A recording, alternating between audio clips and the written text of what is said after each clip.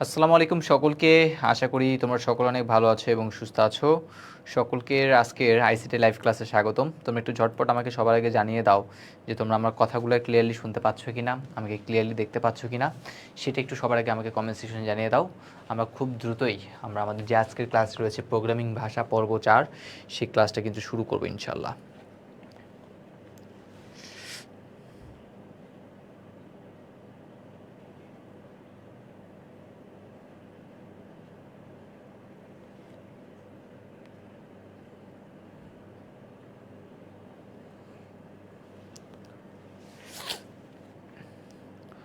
ওকে, আমার কথাগুলো তোমরা ক্লিয়ারলি শুনতে পাচ্ছ কিনা সেটা একটু কমেন্ট সেকশনে জানিয়ে দিও।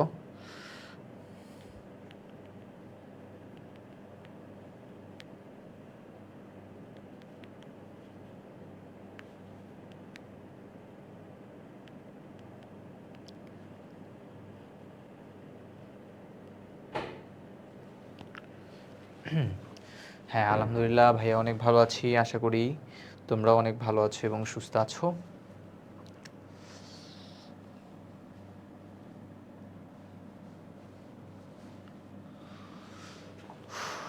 ওকে, সো আশা করি সকল কিছু আসলে ক্লিয়ারই আছে আর কি, ঠিক আছে, কোনো প্রবলেম নাই। মাইকটাও আশা করি ঠিক আছে।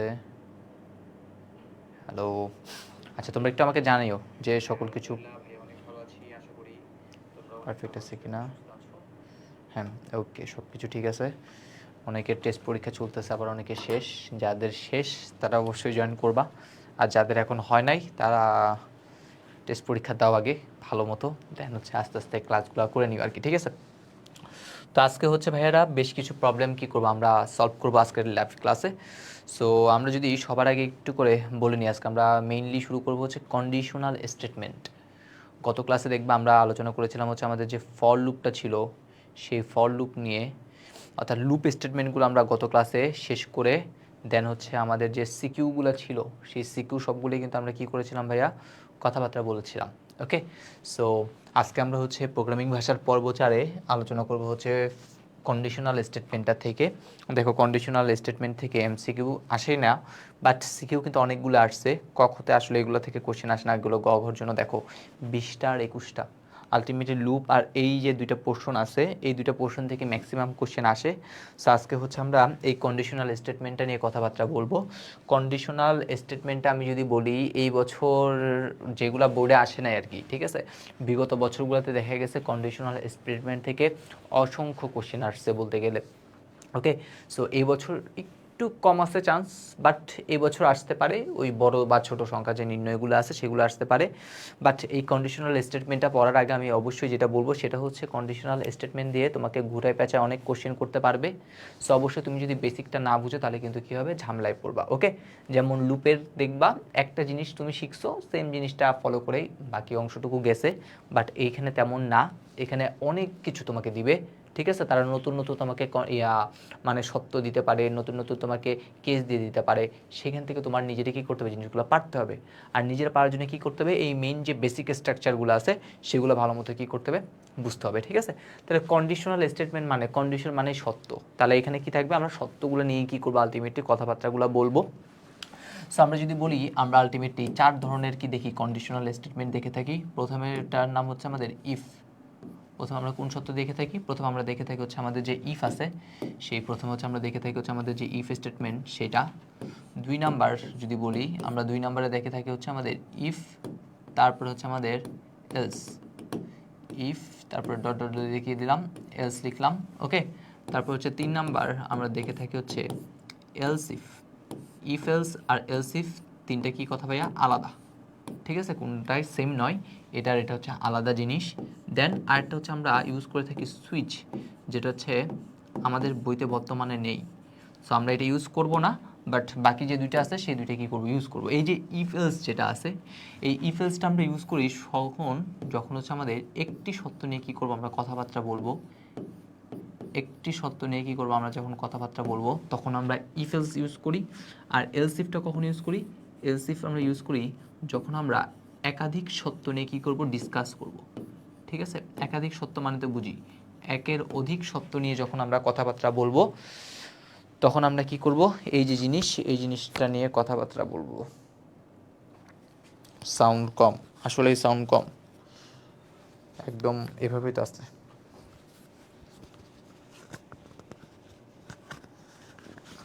যাও, ওকে। তো আমি যেটা বলতেছি, কন্ডিশনাল স্টেটমেন্ট হচ্ছে আমাদের চারটা। প্রথম হচ্ছে if, if else, else if, switch. এই ইফ এলসটা কখন ইউজ করি, যখন আমাদের একটা সত্য থাকে, পরীক্ষায় আমাদের একটা সত্য দিয়ে না আসলে আরেকটু বেশি সত্য ইউজ করতে হবে, এলস ইফটাই বেশি আসবে। সো একাধিক সত্য নিয়ে যখন আমরা ডিল করব তখন আমরা এই এলস ইফটা কী করবো, ইউজ করব। ওকে, তো আমরা একটু করে প্রত্যেকটা সত্য এবং তার রিলেভেন্ট যে প্রবলেমগুলো আছে সেগুলো ইনশাল্লাহ দেখে ফেলবো। প্রথম আমরা আসি ইফ স্টেটমেন্ট। ইফ, ইফ কথাটার মানে কি? ইফ কথাটার মানে হচ্ছে যদি। ইফ কথাটার মানে কি? ইফ কথাটার মানে হচ্ছে যদি। যখনই আমরা কোনো সত্য লিখব, সত্যটা কোথায় থাকবে? ইফের ভিতরে থাকবে। ঠিক আছে, ইফের ভিতরে কি থাকবে? সত্যটা থাকবে। তাহলে প্রথমে দেখো ইফ দিছে আর এখানে হচ্ছে একটা সত্য থাকবে। সাপোজ আমি তোমাকে একটা সত্য দিলাম, সত্যটা হচ্ছে এরকম, এন গ্রেটার দেন 0 কিনা, এটা হচ্ছে সেই সত্য। ইফ এন গ্রেটার দেন 0 কিনা, আর যখন এই কন্ডিশনাল স্টেটমেন্ট বা লুপ স্টেটমেন্ট লিখবো তার পাশে কিন্তু কখনোই সেমিকোলন বসবে না, শুধু ডু হোয়াইলের যখন হোয়াইল লিখবো তার পাশে অবশ্যই কী করতে হবে? সেমিকোলনটা দিতে হবে। ওকে, আচ্ছা, তাহলে ইফ এন গ্রেটার দেন 0 কিনা সেটা হচ্ছে আমরা দেখব। তুমি বলো এন এর মানটা যদি 0 থেকে বড় হয় তাহলে সংখ্যাটা কি ধনাত্মক না?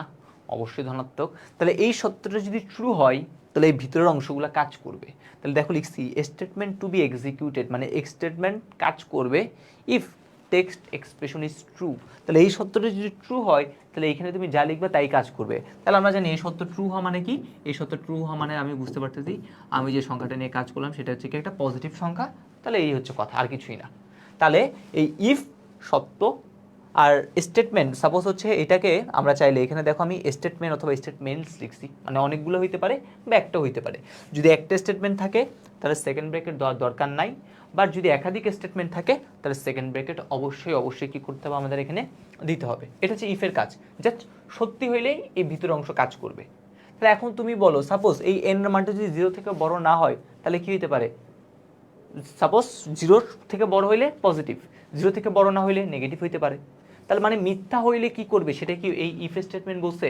মিথ্যা হইলে আউটপুটটা কি হবে সেটা কি ও বলছে? ও কিন্তু বলে নাই, ও জাস্ট ইফ হইলে জাস্ট সত্যের কাজটা করে ফেললো। তাহলে এই মিথ্যা হইলে কি হবে সেটা বলবে কে? সেটা বলবে হচ্ছে আমাদের ইফ এলস। এটা আমরা আলটিমেটলি কি করব? ইউজ করব। তাহলে ইফ মানে তো আমরা জানি, ইফ মানে কি বললাম? ইফ মানে আমরা জানি হচ্ছে যদি, আর এলস মানে কি? এলস মানে হচ্ছে অন্যথায়।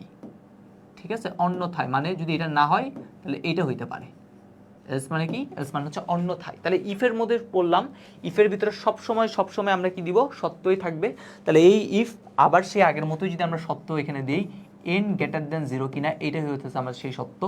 যদি এই সত্যটা ট্রু হয়, এই সত্যটা যদি ট্রু হয় তাহলে সে কি বলবে? সে বলবে হ্যাঁ এটা হচ্ছে কি সংখ্যা? একটা পজিটিভ সংখ্যা। আর যদি এই সত্যটা মিথ্যা হয় তাহলে এলস, তাহলে এলসে কি হবে? মিথ্যার অংশটা আউটপুটের আকারে আসবে। তাহলে যদি এই সত্যটা না হয় তাহলে এলসে কি বলছে দেখো? স্টেটমেন্ট টু বি এক্সিকিউটেড, মানে স্টেটমেন্ট কাজ করবে কখন? If test expression is false. যদি ফলস হয় তাহলে এই এলসের অংশ কাজ করবে। তাহলে যদি তুমি একটা সংখ্যা নিয়ে -5, -5 কি 0 থেকে বড়? তুমি বলবা না। তাহলে যদি না হয় তুমি এলসের ভিতরে অংশ কাজ করবে। তাহলে আলটিমেটলি তুমি বলতে পারো এই যে সংখ্যা এটা হচ্ছে কি ভাইয়া? এটা হচ্ছে নেগেটিভ।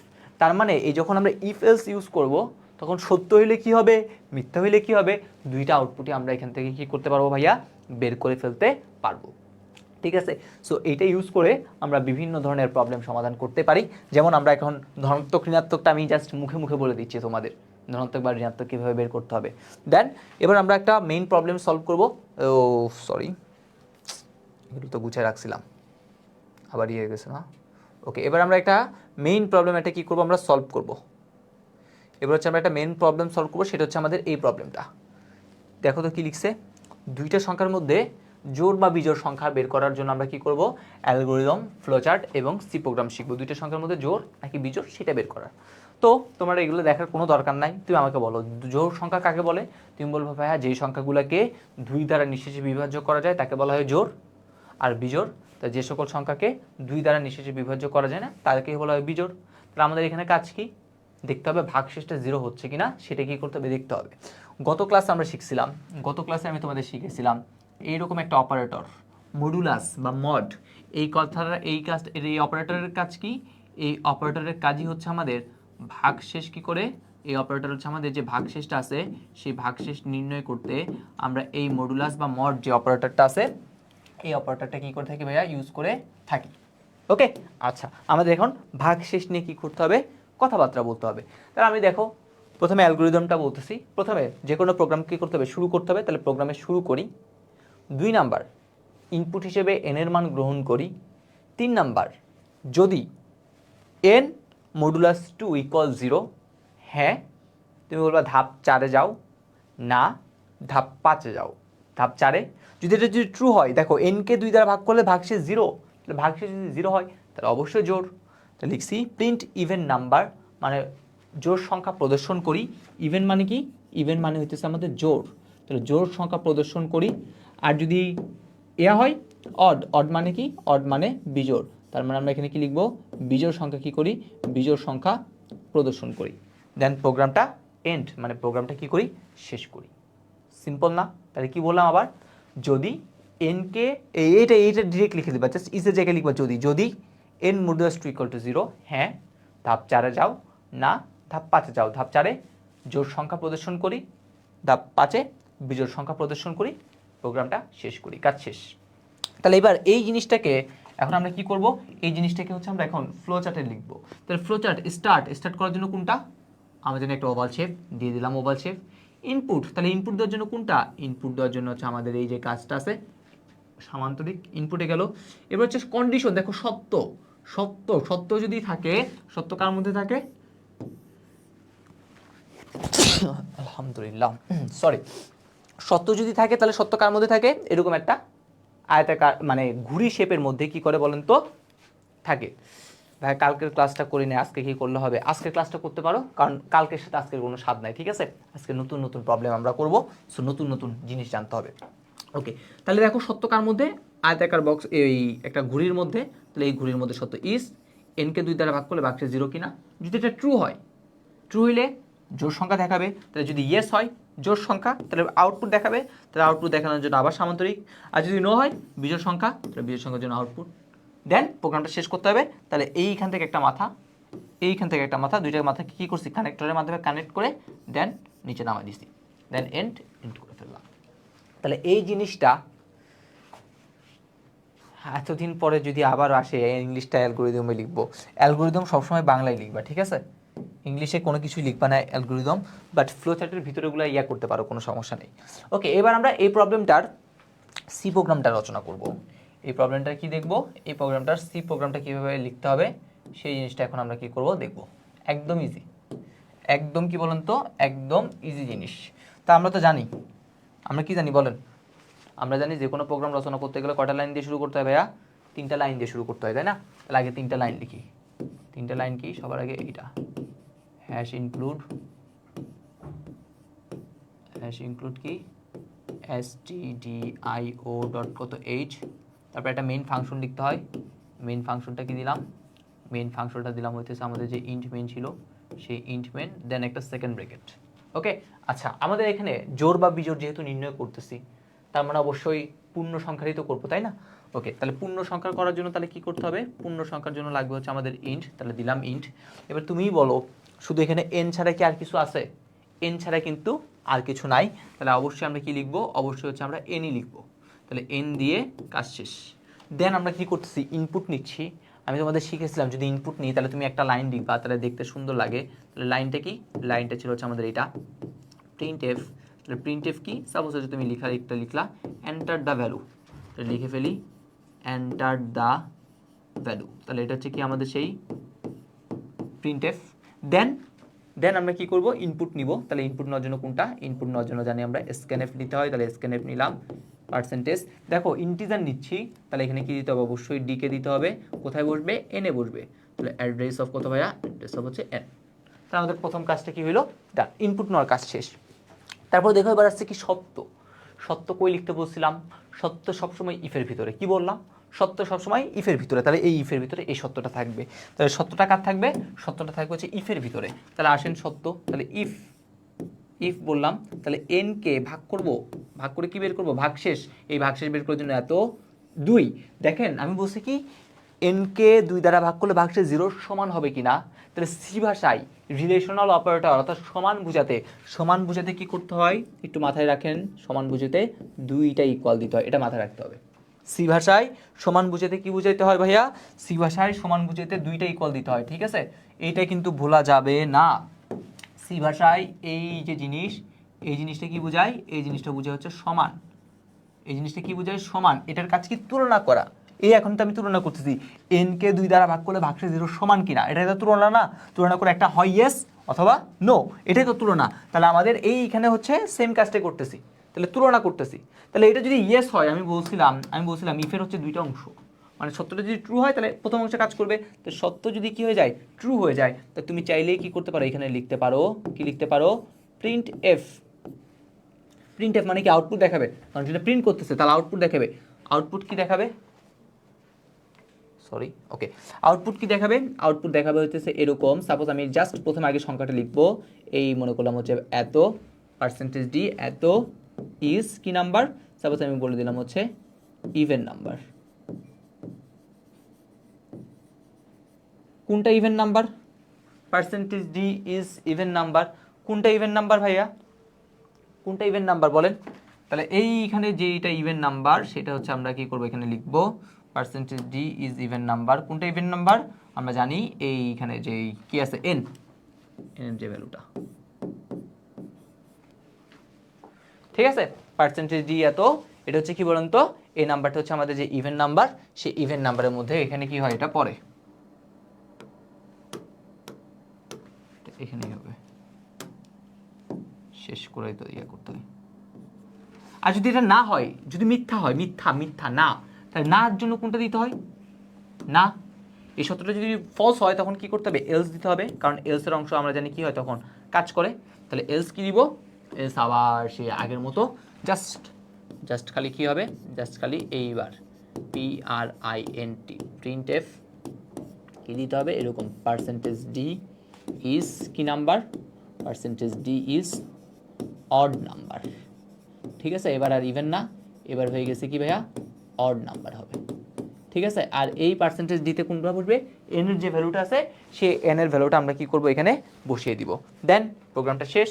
তাহলে প্রোগ্রামটা শেষ করার আগে আমাদের কি করতে হবে, প্রোগ্রামটা শেষ করার আগে আমাদের যে রিটার্ন জিরোটা আছে, রিটার্ন জিরো দিয়ে প্রোগ্রামটা শেষ করতে হবে। তাহলে এই হচ্ছে আমাদের মেইন যে প্রবলেমটা ছিল সেই প্রবলেমটা। তাহলে আমরা যখন এই প্রবলেমটা যখন আউটপুট বের করব তখন কি কি দেখাবে সেটা একটু করে এখানে বলে দিই। তো প্রথম কাজ কি, প্রিন্ট এফ দেখাচ্ছে এন্টার দ্য ভ্যালু, তাহলে সবার আগে হচ্ছে আমাদের এখানে একটা লেখা দেখাবে, সাপোজ কি দেখাইলো এই লেখাটা এন্টার দ্য ভ্যালু, এই লেখাটা কি করলো সবার আগে দেখাইলো, ওকে। তারপর তুমি কি করবা, কিবোর্ড থেকে একটা মান এন্টার করবা, সাপোজ তুমি কি এন্টার করলা, তুমি এন্টার করলে হচ্ছে 10, ওকে। এবার আসবে এখানে 10 কে 2 দ্বারা ভাগ করলে ভাগশেষ কি 0, তুমি বলবে ইয়েস, তাহলে ইয়েস হলে বসতে পার্সেন্টেজ দিয়ে, পার্সেন্টেজ দিয়ে কি বসবে এন, এন এর ভ্যালু কত 10, তারপর কি লেখা আছে ইজ ইভেন নাম্বার, 10 ইজ কি নাম্বার ইভেন নাম্বার। তাহলে এটাই হচ্ছে কি ভাইয়া, এটাই হচ্ছে আমাদের যে আউটপুটটা আছে সেই আউটপুটটা। একটু আমাকে কমেন্ট সেকশনে জানাও যে এটা বুঝতে পারছো কিনা। তাহলে এটা হচ্ছে কি ইফ এলস স্টেটমেন্ট ব্যবহার করে, ওকে। তাহলে এইরকম টাইপের আর একটা কেস বলি, 2025 সালের বোর্ড পরীক্ষায় আসছে। সাপোজ তোমাকে বলছে একজন মানুষ, তার বয়স হচ্ছে 34 বছর, ঢাকা বোর্ড 2025 সালে আসছে। আমরা আজকে কোশ্চেনগুলো সলভ করবো না, নেক্সট ক্লাসে জাস্ট একটু করে বলে দিব আর কি তোমাদের। বলছে একটা মানুষের বয়স হচ্ছে 34 বছর, তো বলছে হচ্ছে তিনি একটা সরকারি জবে বা কোনো একটা জবে কি করবে আবেদন করবে। তো জবে আবেদন করার জন্য তার সময়সীমা হচ্ছে কি 18 থেকে 32 পর্যন্ত। এখন তিনি অ্যাপ্লিকেবল হবে কিনা সেটার জন্য একটা কি করো সি প্রোগ্রাম লিখো। তাই তোমার সত্য দেখো 18 থেকে 34 হলে অ্যাপ্লিকেবল, আর না হইলে অ্যাপ্লিকেবল না, মানে এলিজেবল আর নট এলিজেবল আর কি, ঠিক আছে। তাহলে তোমার কাজ কি, বেশি কি কাজ, প্রথমে হচ্ছে তুমি কি করবা শুরু করবা, তারপর হচ্ছে এন্টার এজ, তুমি এজটা নিবা, তারপরে এজের যে রেঞ্জটা দিছে কি বলছে 18 থেকে বড় অথবা 32 থেকে ছোট। তাহলে দুইটা সত্যকে জাস্ট এক করে একটা সত্য লিখবো, যেটা আমরা যখন দল গঠন করব তখন তোমাদের দেখাই দিচ্ছি। সাপোজ এই সত্যটা যদি ট্রু হয় তো ট্রু হলে তুমি লিখবা এলিজেবল, আর যদি ফলস হয় নট এলিজেবল, দেন প্রোগ্রামটা শেষ। মানে একটা কন্ডিশন দিয়ে এটা করতে বসে, আশা করি আমরা পারবো। তাহলে এই কোশ্চেনটা আরো একটু অন্যরকম ভাবে ঘুরে আসতে পারে, সেটা হচ্ছে এরকম, সাপোজ কোনো একটা সংখ্যাকে 3 দ্বারা যদি বিভাজ্য করা যাচ্ছে নাকি যাচ্ছে না, এটাও কিন্তু সেম এই লজিকটা দিয়ে হচ্ছে। সাপোজ 3 দ্বারা যদি সংখ্যাকে বিভাজ্য করা যায়, তার মানে কি 3 দ্বারা ভাগ করলে ভাগশেষ কি হবে, 0 হবে। তাহলে তুমি এখানে n মডুলাস 3 দিবা, যদি ভাগ করা যায় ইয়েস হলে তুমি লিখবা পসিবল, নো হইলে নট পসিবল, শেষ। সি প্রোগ্রাম লিখতে বসে জাস্ট খালি তুমি এখানে লিখবা ইয়েস 3 দ্বারা পসিবল, এটা নট পসিবল, আর কিছু না, জাস্ট কন্ডিশনটা চেঞ্জ করে দিলেই আমাদের যে কাজ সেই কাজটা করলে কিন্তু তোমাদের হয়ে যাবে। ইফের নিচের থেকে আরেকবার এই ইফ দেখো, আমি বলছিলাম ইফের যে সত্যটা থাকবে প্রথমে, এই সত্যটা যদি ট্রু হয় তাহলে কি করবে, ট্রু অংশ কাজ করবে, মানে সত্যটা সত্যি হইলে এই অংশটা কাজ করবে, আর মিথ্যা হইলে এলসের ভিতরে যেটা রাখবো সেটা কি থাকবে, সবসময় মিথ্যা। এই দেখো এই স্টেটমেন্টে বলা আছে একদম, এখানে আমরা সুন্দর করে বলতেছি ইফ এই এক্সপ্রেশনটা যদি ট্রু হয় তাহলে ইফের অংশটা কাজ করবে, আর এলস কখন কাজ করবে, যখন এই ফলস, তার মানে ফলস অংশটা আমরা এলসের ভিতরে রাখবো, আর এই ইফের ভিতরে কি রাখবো, সত্য অংশটুকুকে রাখবো। তাহলে আমার এই যে সত্যটা ছিল, আমার এই জায়গায় যে সত্যটা ছিল, এটা ছিল print even number, even number করতে বসে, তাহলে এই ইভেন নাম্বার এটা সত্য, আর মিথ্যার জন্য এই মিথ্যাটা আমরা করে রাখছি, এইখানে জাস্ট রাখছি, তাহলেই হয়ে যাবে, আর কিছুই না। ওকে, জাস্ট সত্যটা দিছি, সত্যটা ট্রু হইলে এটা, মিথ্যা হইলে ওইটা। তাহলে ট্রুর জন্য প্রিন্ট এফ, কারণ আউটপুট দেখতেছি, তাহলে প্রিন্ট এফ, আর পার্সেন্টেজ ডিটা দিছি একটু সুন্দর দেখানোর জন্য, এই জাস্ট খালি এই এন এর মানটা এখানে বসবো, এই যেমন 10 বসছে, তুমি চাইলে শুধুমাত্র ইভেন নাম্বার দাও, তাহলে এখানে জাস্ট খালি লেখাবে ইভেন নাম্বার। এখন দেখতে লাগছে 10 is even number, 5 is odd number, এরকম। আর এলসের ভিতরে কি মিথ্যা অংশটা সবসময় থাকবে। ওকে, সাপোজ যদি বলো, ওই বললাম 3 দ্বারা বিভাজ্য কিনা, তখন তুমি দিবা n modulus 3 is equal to 0 কিনা, যদি ইয়েস হয় তাহলে প্রিন্ট এফ, তুমি বলবা পসিবল, নট, আর এলসের ভিতরে নট পসিবল, মানে 3 দ্বারা বিভাজ্য হবে কি হবে না, এটাই হচ্ছে আমাদের কি করতে বসে, বের করতে বসে। তাহলে আমাদের মেইন কাজটা শেষ। তাহলে আমরা ইফ এলসটা বুঝলাম, এবার আসি এলস ইফ। তাহলে ইফ এলসে কি ছিল, একটা মাত্র সত্য নিয়ে আমরা কি করতেছিলাম, কাজ করতেছিলাম, বাট এবার একটা সত্য না, এবার হচ্ছে আমরা আরো অনেকগুলো সত্য নিয়ে কি করব, কাজ করব।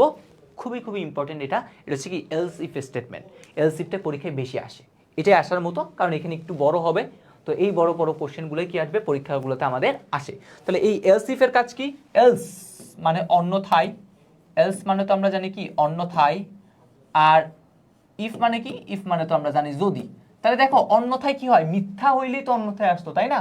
তো এই মিথ্যার পরে কি দিছে, যদি মানে আরেকটা সত্য, তাহলে মিথ্যার পরে যখন আরেকটা সত্য, তাহলে আলটিমেটলি এই জিনিসটা আমরা ইউজ করতেছি কোথায়, এই জিনিসটা আমরা ইউজ করতেছি হচ্ছে আমাদের যখন একাধিক সত্য, এই জিনিসটা কখন ইউজ করতেছি, যখন আমাদের একাধিক সত্য নিয়ে কথাবার্তা বলবো, তখন আমরা এই জিনিসটা কি করতেছি, কথা বলতেছি। ওকে, তাহলে আবার আসি এখানে। এবার আমি আরেকটা তোমাকে জিনিস দেখাচ্ছি, সেটা হচ্ছে একটা সংখ্যা শূন্য, ধনাত্মক নাকি ঋণাত্মক, সেটা নিয়ে তুমি কি করবা, কাজ করবা। আমি জাস্ট মেইন প্রবলেমগুলো দেখাচ্ছি, আর যে প্রবলেমগুলো বলতেছি সেগুলো তোমরা নিজেরাই প্র্যাকটিস করবা। যেমন কিছুক্ষণ আগে এরকম একটা ইয়াতে ছিলাম, ধনাত্মক নাকি ঋণাত্মক সেটা বের করার যে ইয়াটা, তুমি সেটা ওখানে করতে পারো। আচ্ছা, প্রথমে টেক্সট এক্সপ্রেশনে আমি এখানে দিলাম, আমি বললাম প্রথমে বললাম এটা n equal to 0, n equal to 0 যেহেতু বলতেছি, তাহলে ইকুয়াল তো বলছিলাম সি ভাষায় এভাবে লিখতে হয়, তাহলে n ইকুয়াল টু 0। তাহলে যদি এটা হয়, ইফ n এর মান যদি 0 সমান হয়, ইয়েস, তাহলে ইয়েস হলে এটা কি 0 না? n এর মান সাপোজ তুমি 0 নিছো, তাহলে কি হবে, সেটাকে 0 বলবা তো নাকি? আমি বলছি এখানে সবসময় কি থাকবে, ট্রু ভ্যালু থাকবে। তাহলে ট্রু ভ্যালু থাকা মানে কি, এই যে জিনিস এটা হচ্ছে কি দেখাবে, 0 দেখাবে। ওকে, আচ্ছা, এবার এলস মানে অন্যথায়, তাহলে এটা তো 0 হইলে এটা গেল, কিন্তু সাপোজ তুমি যদি এখন 5 নাও, বা তুমি -5 নিলা, তাহলে এটা কি সংখ্যার ধনাত্মক নাকি ঋণাত্মক সেটা তো দেখতে হবে, তাই না? তাহলে এই জন্য এবার এলস অন্যথায়, দেখো আবার দিছি ইফ, ইফের সাথে সবসময় কি থাকবে, সত্য থাকবে। এলস ইফ, তাহলে এইখানে এবার তুমি সত্য লিখলা, সেটা কি বলা, n গ্রেটার দেন এবার কি লিখলা, 0 কিনা। তা দেখো আমি বলছি, দেখো এবার কিন্তু ইফের সাথে আছে এই ইফ, তাহলে এই এক্সপ্রেশনটা যদি ট্রু হয় তাহলে এটা কাজ করবে, ট্রু হইলে কাজ করবে। তাহলে ট্রু কি, এই সত্যটা যদি ট্রু হয় তাহলে সংখ্যাটা কি, সংখ্যাটা দিচ্ছে ভাইয়া পজিটিভ। আর এই সংখ্যাটা যদি মিথ্যা হয়, এই স্টেটমেন্টটা যদি মিথ্যা হয়, এরকম তো অনেকগুলো আসতে পারে, তাই না? এরকম অনেকগুলো আসতে পারে। আর এই ইফটা যদি মিথ্যা হয় তাহলে এলস আসবে। তাহলে এলসে কি বলছে দেখেন, statement to be executed if any of one expression, মানে এখানে যা স্টেটমেন্ট আছে তা যদি কোনো কিছু কাজ না করে, ইজ নট ইকুয়াল ট্রু। তাহলে এটা যদি না হয় তখন এটা কাজ করবে, তাহলে আলটিমেটলি তখন সংখ্যাটা কি দেখাবে, তখন সংখ্যাটা দেখাবে হচ্ছে আমাদের যে নেগেটিভটা আছে, সেই নেগেটিভ সংখ্যাটা কি করবে, দেখাবে। তাহলে এই হইতেছে আমাদের মোটামুটি কাজ। আমরা এখন এইটার আলোকে এটা কি করব, কোশ্চেন সমাধান করব, তখন দেখবে জিনিসটা বুঝতে পারবা। খুবই খুবই ইম্পর্টেন্ট একটা কোশ্চেন, সেটা হচ্ছে আমাদের এই প্রশ্নটা, 3টা সংখ্যার মধ্যে কি করো, বড় ছোট সংখ্যা কি করো, নির্ণয় করো। ঠিক আছে, তিনটা সংখ্যার মধ্যে কি করব আমরা তিনটা সংখ্যার মধ্যে বড় ছোট নির্ণয় করব বৃহত্তম বা ক্ষুদ্রতর। তাহলে এইখানে একটা প্রসেস আমি লিখে রাখছি, আলটিমেটলি দুইটা প্রসেস আমরা সমাধান করব। সো দুইটাই বলতেছি, দেখো এগুলো কিছু দেখতে হবে না, সবার আগে তুমি আমার কথা বলো। Suppose A B R C তিনটা সংখ্যা আছে, এ বি সি তিনটা সংখ্যার মধ্যে এ কে যদি বড় হইতে হয়, এ কে যদি একদম বৃহত্তম হইতে হয়, তাহলে কি করতে হবে? বি থেকেও বড় হইতে হবে, সি থেকেও বড় হইতে হবে, তাই না? এ যদি বড় হয় তাহলে বি এবং সি দুইটা থেকেই তাকে কি হইতে হবে? বড় হইতে হবে, তাহলে এটা কথা। আচ্ছা, সাপোজ এ বড় হইল না, এ বি থেকে বড় হয়েছে কিন্তু সি থেকে বড় হয় না, মানে একটা সত্য মানছে কিন্তু আরেকটা মানে না, তাহলে কি এ বড় হতে পারবে না? তাহলে এ যদি বড় না হয় তাহলে তখন এ তো বড়ই নাই, তাহলে এখন তুলনা হবে কার মধ্যে? শুধু বি আর সি। তাহলে প্রথম কথা কি, এর প্রথমে তুলনা হবে দুইটা জিনিসের সাথে, বি সি সবার সাথে তুলনা। সাপোজ এ যদি বড় না হয় তাহলে কার সাথে তুলনা হবে? বাট শুধু বি আর সি। ওকে, এটা বুঝে গেছে? তাহলে দেখো আমরা এইখানে একটা প্রবলেম দেখি, এইখানে এই প্রবলেমটাতেই এই জিনিসগুলো কি করতে বলছে। তাহলে যে কোনো প্রোগ্রাম শুরু করার আগে কি করতে হয়? স্টার্ট করতে হয়। তাহলে স্টার্ট ওভাল শেপের মধ্যে থাকে, দেন ইনপুট নিতে হবে। তাহলে ইনপুট মানে কি? এই এ বি সি কার মধ্যে? সামান্তরিকের মধ্যে। ওকে গেল। এরপরে ইনপুট নেওয়া শেষ, এবার কি করব? তুলনা করব। কাকে কাকে? এ কে বি এর সাথে, আবার এ কে সি এর সাথে। তো দেখেন এ গ্রেটার দেন বি, এটা কি? এটা আমরা গত ক্লাসে শিখছিলাম, এটা মানে হচ্ছে এন্ড, লজিক্যাল এন্ড বোঝায়। এন্ড এ গ্রেটার দেন কি দিছি? সি, মানে এ এর মানটা বি থেকেও বড়, আবার এ এর মানটা সি থেকেও বড়। আমরা তো বলছি এ এর মান বি এবং সি যখন উভয়ের থেকে বড় হবে তখনই কি হবে? এ বড় হবে। তাহলে দেখেন এটা যদি ট্রু হয়, এই কন্ডিশনটা যদি ট্রু হয়, তাহলে আমি বললাম প্রিন্ট এ, তুমি এ কে প্রিন্ট করে দাও, এ হচ্ছে সবচেয়ে বড়। তাহলে এইটা যদি ফলস হয়, এইটা যদি ফলস হয়, তার মানে কি? এ বড় না। তাহলে এ বড় না হলে কি বি আর সি এর মধ্যে কেউ একজন বড় হবে? এ কি আর তুলনা করতে হবে এর সাথে? না। তাহলে এখন আমরা এখন দেখেন শুধুমাত্র বি গ্রেটার দেন সি কিনা। দেখেন এইটাতে বি কি বড়? যদি ইয়েস হয় তাহলে প্রিন্ট বি, আর যদি না হয় তাহলে কি ভাইয়া? Print C. শেষ। আর আমরা এখানে একটা কানেক্টর ইউজ করতেছি। সাধারণত কানেক্টর ব্যবহার করার মেইন ইয়া কি? ক্লাসে কোনো সমস্যা? আসলে কি কোনো সমস্যা হচ্ছে একটু জানাও তো। আশা করি সকল কিছুই তো ঠিকই আছে।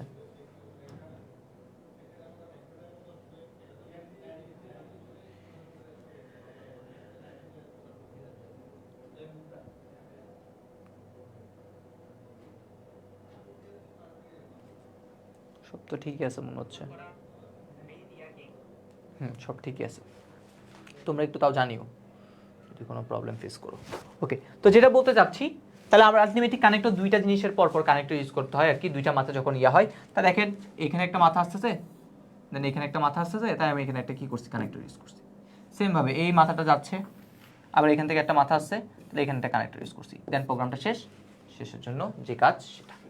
ওকে, সো আশা করি আমরা এই জিনিসটা কি করতে পারছি? বুঝতে পারছি, একদম ইজি। তাহলে প্রথমে শুধু এ কে তুলনা করতে হবে বি এবং সি দুইটার সাথে। আর এখানে কেন এন্ড ইউজ করছি? কারণ সাপোজ এটা বি থেকে বড় হয়েছে কিন্তু সি থেকে যদি বড় না হয় তাহলে কিন্তু হবে না। দুইজন থেকেই যখন বড় হবে তখনই সে কি করবে ভাইয়া? তখনই সে কি করবে? আউটপুট দেখাবে। তাহলে দুইজনকেই ওয়ান হইতে হবে, মানে দুইজনকেই ট্রু হইতে হবে, তখন সে কি করবে? কাজ করবে। তাহলে এরকম দুইজনকে ট্রু হওয়ার জন্য বা ইয়া হওয়ার জন্য আমরা কি ব্যবহার করতাম? এই অপারেটরটা ইউজ করতাম। মাথায় আছে? এই যে অপারেটর নামটা কি? নামটা হচ্ছে তার এন্ড। এই অপারেটরের নাম কি? এই অপারেটর নাম হচ্ছে লজিক্যাল এন্ড। দুইটাকেই কি হইতে হবে? ট্রু হইতে হবে, তাহলে কি করবে? কাজ করবে। তাহলে এখন স্টার্ট প্রোগ্রাম শুরু করি। ইনপুট এ কমা বি কমা সি, ইনপুট হিসেবে এ কমা বি কমা সি এর মান গ্রহণ করি। তারপর কি দিচ্ছে? সত্য। তাহলে আপনি লিখবেন যদি এ গ্রেটার দেন বি, এই যেটা আছে একদম এটা, and A greater than C কিনা। যদি লিখেন এবারে এক, হ্যাঁ, ধাপ 4-এ যাও, না ধাপ 5-এ যাও। ধাপ 4-এ কি? আগে হ্যাঁ, হ্যাঁতে কি বলছে? প্রিন্ট এ। তুমি লিখে দাও এ এর মান প্রদর্শন করি। ধাপ 5-এ কি? ধাপ 5-এ এটা বি গ্রেটার দেন সি কিনা, আবার সেই সেম ভাবে যদি বি গ্রেটার দেন সি হয় হ্যাঁ, ধাপ 6-এ যাও, না ধাপ 7-এ যাও। ধাপ 6 বি এর মান প্রদর্শন করি, ধাপ 7 সি এর মান প্রদর্শন করি, প্রোগ্রামটা শেষ করি, কাজ শেষ। কাজ শেষ। বুঝতে পারছি? একদম ইজি, একদম ইজি এটা। এবার চলো এটার আমরা কি করব? সি প্রোগ্রামটা, এই সি প্রোগ্রামটা কি করবো এবার? এটার লিখবো। এটা কি লিখবো এবার? এটার আমরা সি প্রোগ্রাম লিখবো। আর এইখানে যে সি প্রোগ্রামটা লিখবো, এই সি প্রোগ্রামটাতে একটু করে হেডিং দিয়ে রাখবেন। এটা হচ্ছে আমরা বললাম না, এটা হচ্ছে আরেকটা নিয়মে করা যায়। তো আমরা এখন যেই নিয়মটা দিয়ে করতেছি সেই নিয়মটা আসলে কিসের সেটা বলতেছি একটু পরেই। ওকে, কি করতেছি এখন হচ্ছে আমরা যে এই যে নিয়মটা দেখেন এখানে প্রিন্টএফ প্রিন্টএফ প্রিন্টএফ, তাহলে একাধিকবার এখানে কি করা হয়েছে, প্রিন্টএফ ইউজ করা হয়েছে না। তাহলে আমাদের হেডিংটা হতে পারে এরকম, একাধিকবার একাধিকবার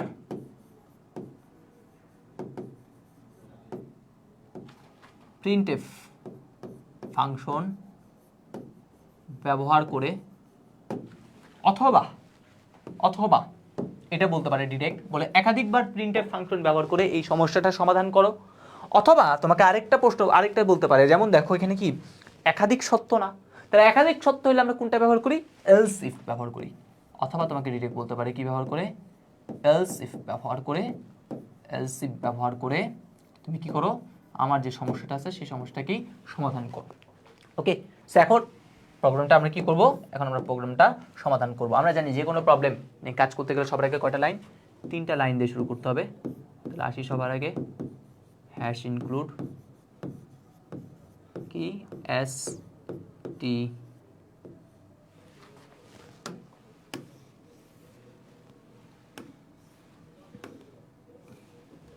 ওকে, হ্যাশ ইনক্লুড কি বললাম, hash include S T D I O dot কত এইচ, তারপরে কি করতে হবে, একটা মেইন ফাংশন লিখতে হবে। তাহলে মেইন ফাংশন মানে আমরা জানি ইন্ট মেইন। আমি ধরেই নিলাম ভাই আমি যে সংখ্যাগুলো তুলনা করব সেগুলো কি পূর্ণ সংখ্যা, তাহলে পূর্ণ সংখ্যার জন্য কি করতে হবে, ইন্টিজার দিতে হবে। দেখেন এখানে শুধু এ বি সি এই 3টে ছাড়া আর কিন্তু কোনো চলক নাই, তাহলে আমরা এখানে চলক হিসেবে আমরা ইউজ করতেছি এ বি সি। যেহেতু ইনপুট নিচ্ছি, ইনপুট নিলেই বলছিলাম একটা লাইন লিখেন দেখতে সুন্দর লাগে, সেটা কি লাইন, সেটা হচ্ছে আমাদের সেই প্রিন্টএফ কি বলতে পারি, বলতে পারি এন্টার, এন্টার করব কি, এন্টার করব 3, এন্টার 3 ভ্যালুস, 3টা ভ্যালু আমি কি করতে বলবো, এখন এন্টার করতে বলবো। তারপর আমরা কি করব, স্ক্যানএফ এন্টার করব। ওকে, তাহলে এইবার আপনি বলেন 3টা ভ্যালু ইনপুট নিচ্ছেন এবিসি ইন্টিজার, তাহলে কি করতে হবে, সবার আগে 3টা পার্সেন্টেজ দিতে হবে, দিয়ে দিলাম। তারপরে অ্যাড্রেস অফ, প্রথম ভ্যালুটা যাবে এতে, তারপরে অ্যাড্রেস অফ, তারপরটা যাবে বিতে, তারপর অ্যাড্রেস অফ সি, তারপরটা যাবে কোথায়, সিতে। তাহলে আমাদের দেখেন ইনপুট নেওয়ার কাজটুকু শেষ, ইনপুট নেওয়ার কাজটুকু শেষ। এবার আমাদের সত্য, সত্য থাকা মানেই বলছিলাম কার মধ্যে আসবে, সত্য সবার আগে চলে আসবে ইফে।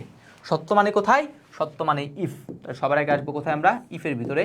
তো ইফের ভিতরে প্রথম সত্য কোনটা, এইটা দেখেন এ গ্রেটার দেন বি, এটা হচ্ছে আমাদের একটা সত্য, এবং এবংটা অবশ্যই দিতে হবে, এইটা অবশ্যই দিতে হবে, এবং কোনটা, এই এ গ্রেটার দেন সি কিনা। তাহলে এ গ্রেটার দেন বি এবং এ গ্রেটার দেন সি কিনা, এই ফার্স্ট ব্র্যাকেট এই first ব্র্যাকেটটা close.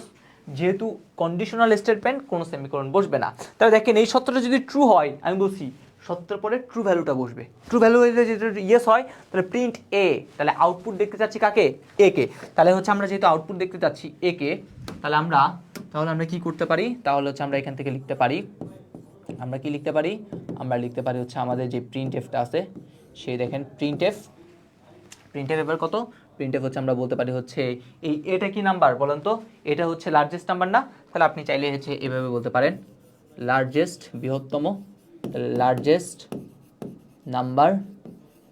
Number equal percentage D then কি এ এর মানটাই তো লার্জেস্ট, তাই না। তাহলে এটা দিয়ে এটাকে শেষ করে দিলাম। দেখেন print F largest number equal percentage D, D থেকে বসবে এ এর ভ্যালুটা লার্জেস্ট নাম্বার হিসেবে বসিয়ে দিবে। ওকে আচ্ছা, তাহলে এবার এটা যদি মিথ্যা হয়, অন্যথায়, তাহলে মিথ্যা, মিথ্যা মানে কি অন্যথায় না, অন্যথায়, মিথ্যা মানে কি ভাইয়া অন্যথায়, তাহলে অন্যথায়ের জন্য কি করতে হয়, অন্যথায়ের জন্য আবার এলস দিতে হয়, অন্যথায় কি এলস। তো এলসে দেখেন আমি আবার কি পাইছি, সত্য পাইছি, সত্য থাকলে কাকে নিয়ে আসতে হবে, ইফকে নিয়ে আসতে হবে, তাহলে এলস ইফ। তাহলে এবার সত্য কি, বি গ্রেটার দেন কি কিনা ভাইয়া, সি কিনা, বি গ্রেটার দেন সি কিনা। এবার সত্য কোনটা, এবার সত্য হচ্ছে এইটা, আমি লিখলাম বি গ্রেটার দেন সি কিনা। তাহলে যদি এটা ট্রু হয়, তাহলে বি গ্রেটার দেন যদি সি হয়, দেখেন তাহলে এটা যদি ট্রু হয়, এটা যদি ট্রু হয় তাহলে এবার বড়কে বি, তাহলে এইবার হচ্ছে আমি সেম জিনিসটা এইখানে যে সেম জিনিসটা আছে সেই জিনিসটাকে কি করব, এইখানেও আমি কি করে দেব, পেস্ট করে দেব। দেন এই জিনিসটাকে আমরা আরেকটা কি করব, আরেকটাকে এখানে কি করব, আমরা জাস্ট একটু করে নামাই দিব। ওকে আচ্ছা, এইবার এটাকে একটু করে ছোট করে দিই।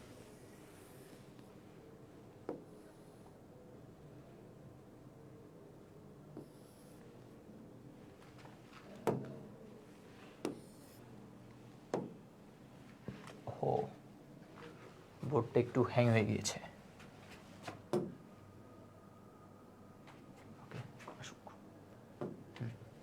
আচ্ছা, এটাকে একটু আমরা ছোট করে দিই যাতে আমাদের বুঝতে একটু সুবিধা হয়।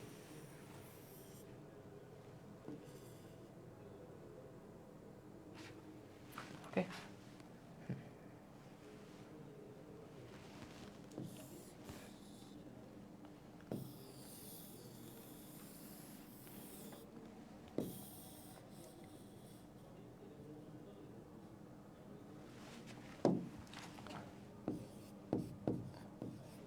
প্রোগ্রামটা শেষ করার আগে আমরা কি দিয়ে দিব, রিটার্ন 0 দিয়ে প্রোগ্রামটা এখন শেষ করব। এবার আসেন দেখেন, জাস্ট একটু চেঞ্জ, আমার কাজ শেষ। একটাতে বসবে 20, আরটাতে বসবে কে ভাইয়া, সি। এইবার দেখেন, এবার একটু করে জাস্ট একটু মিলান, এবার একটু করে কি করবেন, জাস্ট মিলাবেন, আপনারা মিলাবেন। দেখেন তাহলে প্রথমে এ গ্রেটার দেন বি এবং এ গ্রেটার দেন সি কিনা সেই জিনিসটা কি করতেছি আমরা দেখতেছি। এ গ্রেটার দেন বি এবং এ গ্রেটার দেন সি কিনা, যদি এটা ইয়েস হয়, এই দুটো যখন একসাথে ট্রু হবে তখন আমরা বুঝছি প্রিন্ট এফ কে প্রিন্ট করবে, যে এটা হচ্ছে বড়। আর যদি না হয় মিথ্যা, তাহলে মিথ্যার জন্য এলস। এলস এসে আবার দেখতে পাচ্ছি নার জন্য তো এলস দিলাম, তারপর দেখতে পাচ্ছি আবার সত্য থাকলে কি করতে হবে, আবার ইফ দিতে হবে, তাহলে আবার সেই ইফ সত্য দিলাম। তাহলে এই সত্যটা যদি ট্রু হয়, এই সত্যটা ট্রু হইলে ইয়েস হইলে প্রিন্ট কাকে করতে বলছে, বি। দেখেন এই লার্জেস্ট নাম্বার ইকুয়াল টু কি দিয়ে দিচ্ছি এবার, বি। আর সত্যটা মিথ্যা হইলে তাহলে মিথ্যার জন্য কে, নার জন্য আবার এলস, নার জন্য আবার এলস প্রিন্ট করতে বলছে কাকে, সি কে। তাহলে এই আমরা সি দিয়ে দিলাম। তারপর প্রোগ্রামটা শেষ। তাহলে প্রোগ্রামটা শেষ করার আগে আমাদের যে কাজ, সেই কাজটা আমরা কি করে ফেললাম। ভগ্নাংশ হলে কি করতে হবে ভাইয়া, ভগ্নাংশ হলে ফ্লয়েড দিবেন, আর তো কোনো কাজ নেই, তাই না? এই ক্লাসের সাথে আসলে অন্য কোনো ক্লাসের কোনো মেলবন্ধন নাই, ঠিক আছে? এই ক্লাসটা তুমি যে কোনো একটা ক্লাসের সাথে করে ফেলতে পারো, কোনো প্রবলেম হবে না, যদি জাস্ট একটু বেসিক জিনিসগুলো জানা থাকে। তাহলে আমাদের এই হচ্ছে প্রবলেমটা। তাহলে এখানে দেখেন আমরা একাধিকবার প্রিন্ট এফ ইউজ করছি। দেখেন এই একবার প্রিন্ট এফ, এই একবার প্রিন্ট এফ, একবার প্রিন্ট এফ, অথবা বুঝতে এলসিফ ব্যবহার করতে এখানে আমরা এলসিফও কি করছি, ব্যবহার করছি। তাহলে একাধিকবার প্রিন্ট এফ বা যদি এলসিফ ব্যবহার করতে বলে তখন আমরা এইভাবে কি করব, প্রশ্নটার সমাধান করব। পরীক্ষা ডিরেক্ট বলে দিতে পারে, ঠিক আছে? অথবা যদি এরকম থাকে চিত্র, তাহলে এটা আনসার।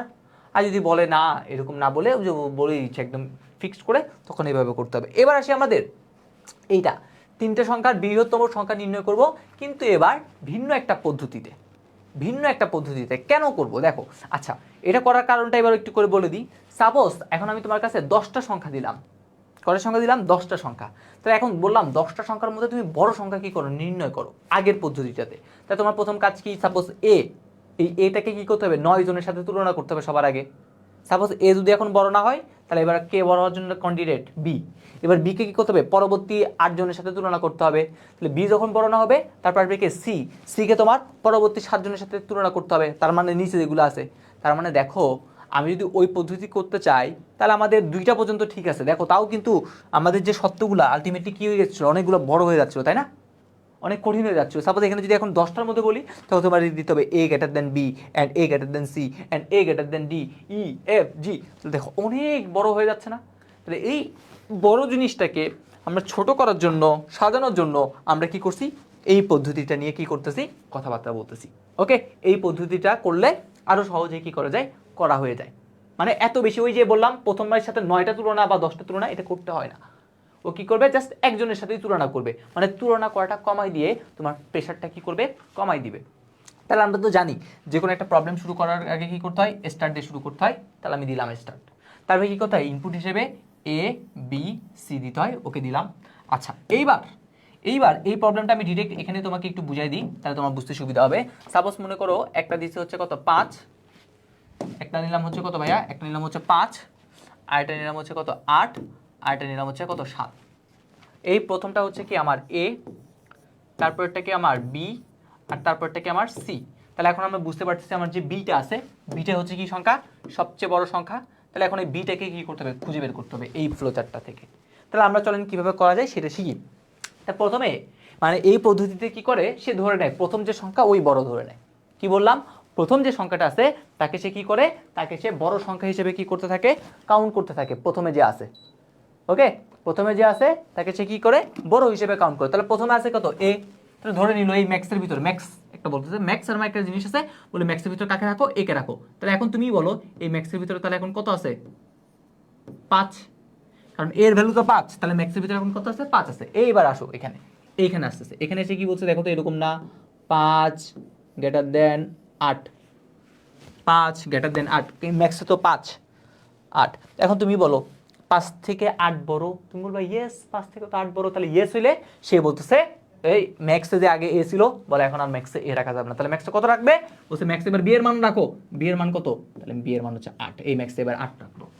এবার এই 8 টিস টিস টিস টিস করে ঘুরে ঘুরে ঘুরে ঘুরে ঘুরে ঘুরে ঘুরে এখানে আসলো, এখানে এসে বলতেছে দেখো এবার দেখো এবার ম্যাক্সে কত এখন আছে 8, 8 লেস দেন এখানে কত 7, এই সি এর মানটা হচ্ছে 7। ওকে, তাহলে বলতেছে দেখো 8 কি 7 থেকে ছোট, দেখো 8 ছোট বলতেছে 7 বড় বলতেছে, এটা কি ট্রু, না।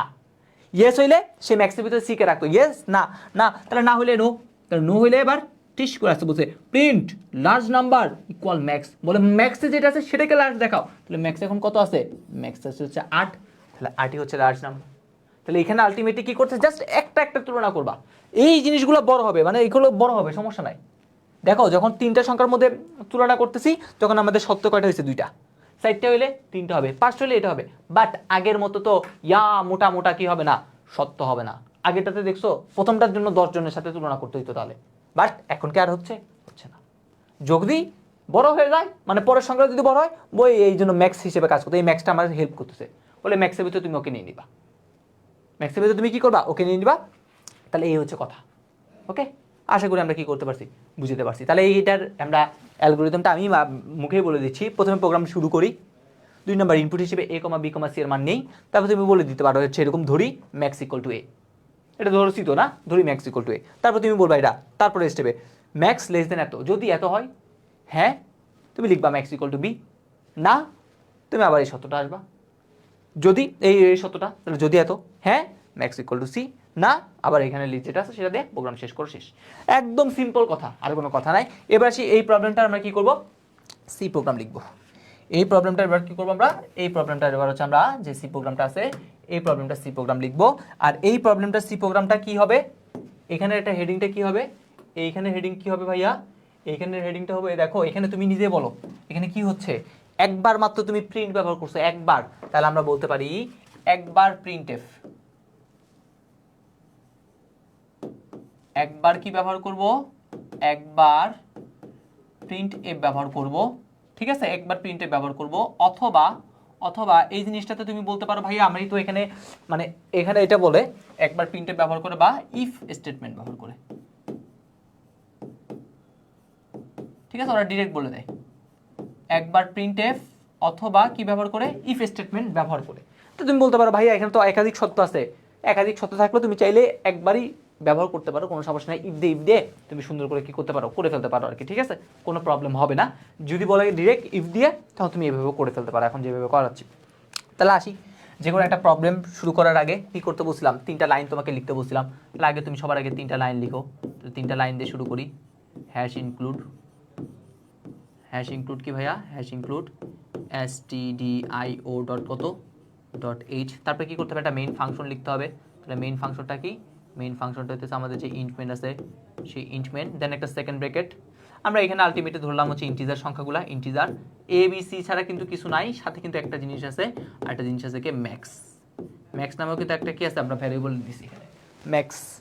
তারপরে কি করতেছি, আগে ইনপুট নিচ্ছি। তাহলে ইনপুট যেহেতু নিচ্ছি, তাহলে ইনপুট নেওয়ার জন্য বলছিলাম সবার আগে একটা লাইন লিখো, তাহলে দেখতে সুন্দর লাগে, সেই লাইনটাকে প্রিন্ট এফ। তাহলে প্রিন্ট এফ কি, প্রিন্ট এফ হচ্ছে এন্টার 3 ভ্যালুস, 3টা ভ্যালুস কি করতে হবে, এন্টার করতে হবে। তাহলে এইটার দেখার পর তুমি কি করবা, 3টা ভ্যালু এন্টার করবা, মানে স্ক্যান এফ। তাহলে এইবার আসি, 3টা ইন্টিজার নিচ্ছি, তাহলে একটা পার্সেন্টেজ ডি, 2টা পার্সেন্টেজ ডি, 3টা পার্সেন্টেজ ডি দিলাম। তারপর এবার আসি অ্যাড্রেস অফ, প্রথমটার জন্য হচ্ছে এ, অ্যাড্রেস অফ তারপরটা বসবে বিতে, অ্যাড্রেস অফ তারপরটা বসবে কোথায়, সিতে, কাজ শেষ, ইনপুট নেওয়ার কাজটুকু শেষ। তারপর ম্যাক্সের ভিতরে রাখছো এ, এখানে কিন্তু তুমি কিছুই করো নাই, জাস্ট ম্যাক্সের ভিতরে কি করছো, ম্যাক্সের ভিতরে একে রেখে দিছো। তাহলে তুমি এখানে রেখে দাও এই যে ম্যাক্স, এই ম্যাক্সের ভিতরে কাকে রেখে দিলা, ম্যাক্সের ভিতরে রেখে দিলা হচ্ছে এ। ওকে, এরপরে দেখো তুমি কি করছো, সত্য, সত্য মানে কে থাকবে, ইফ থাকবে, সত্য মানে কে থাকবে, ইফ থাকবে। তাহলে বললা ইফ কি, ইফ বলতেছে হচ্ছে এরকম ম্যাক্স কি লেস দেন বি কিনা। যদি তুমি বলো এবার এটা যদি ট্রু হয়, তাহলে ম্যাক্সের ভিতরে কে থাকবে? বি থাকবে। তাহলে আমি বলছিলাম একটা স্টেটমেন্ট হইলে তুমি চাইলে কি করতে পারো, চাইলে হচ্ছে সেমিকোলন মানে সেকেন্ড ব্র্যাকেট না রাখলেও চলে। একটা স্টেটমেন্ট যেহেতু তাহলে আমি এটা রাখলাম। তাহলে ইফ যদি এটা ট্রু হয় ম্যাক্সের ভিতরে যাবে কে? বি। ওকে, আচ্ছা এবার এই ম্যাক্সের ভিতরে বি যাওয়ার পর আর এই সত্যটা যদি না হয় তারপর কোথায় আসবে? এখানে আসবে না? তাহলে এখানে কি আবার সত্য?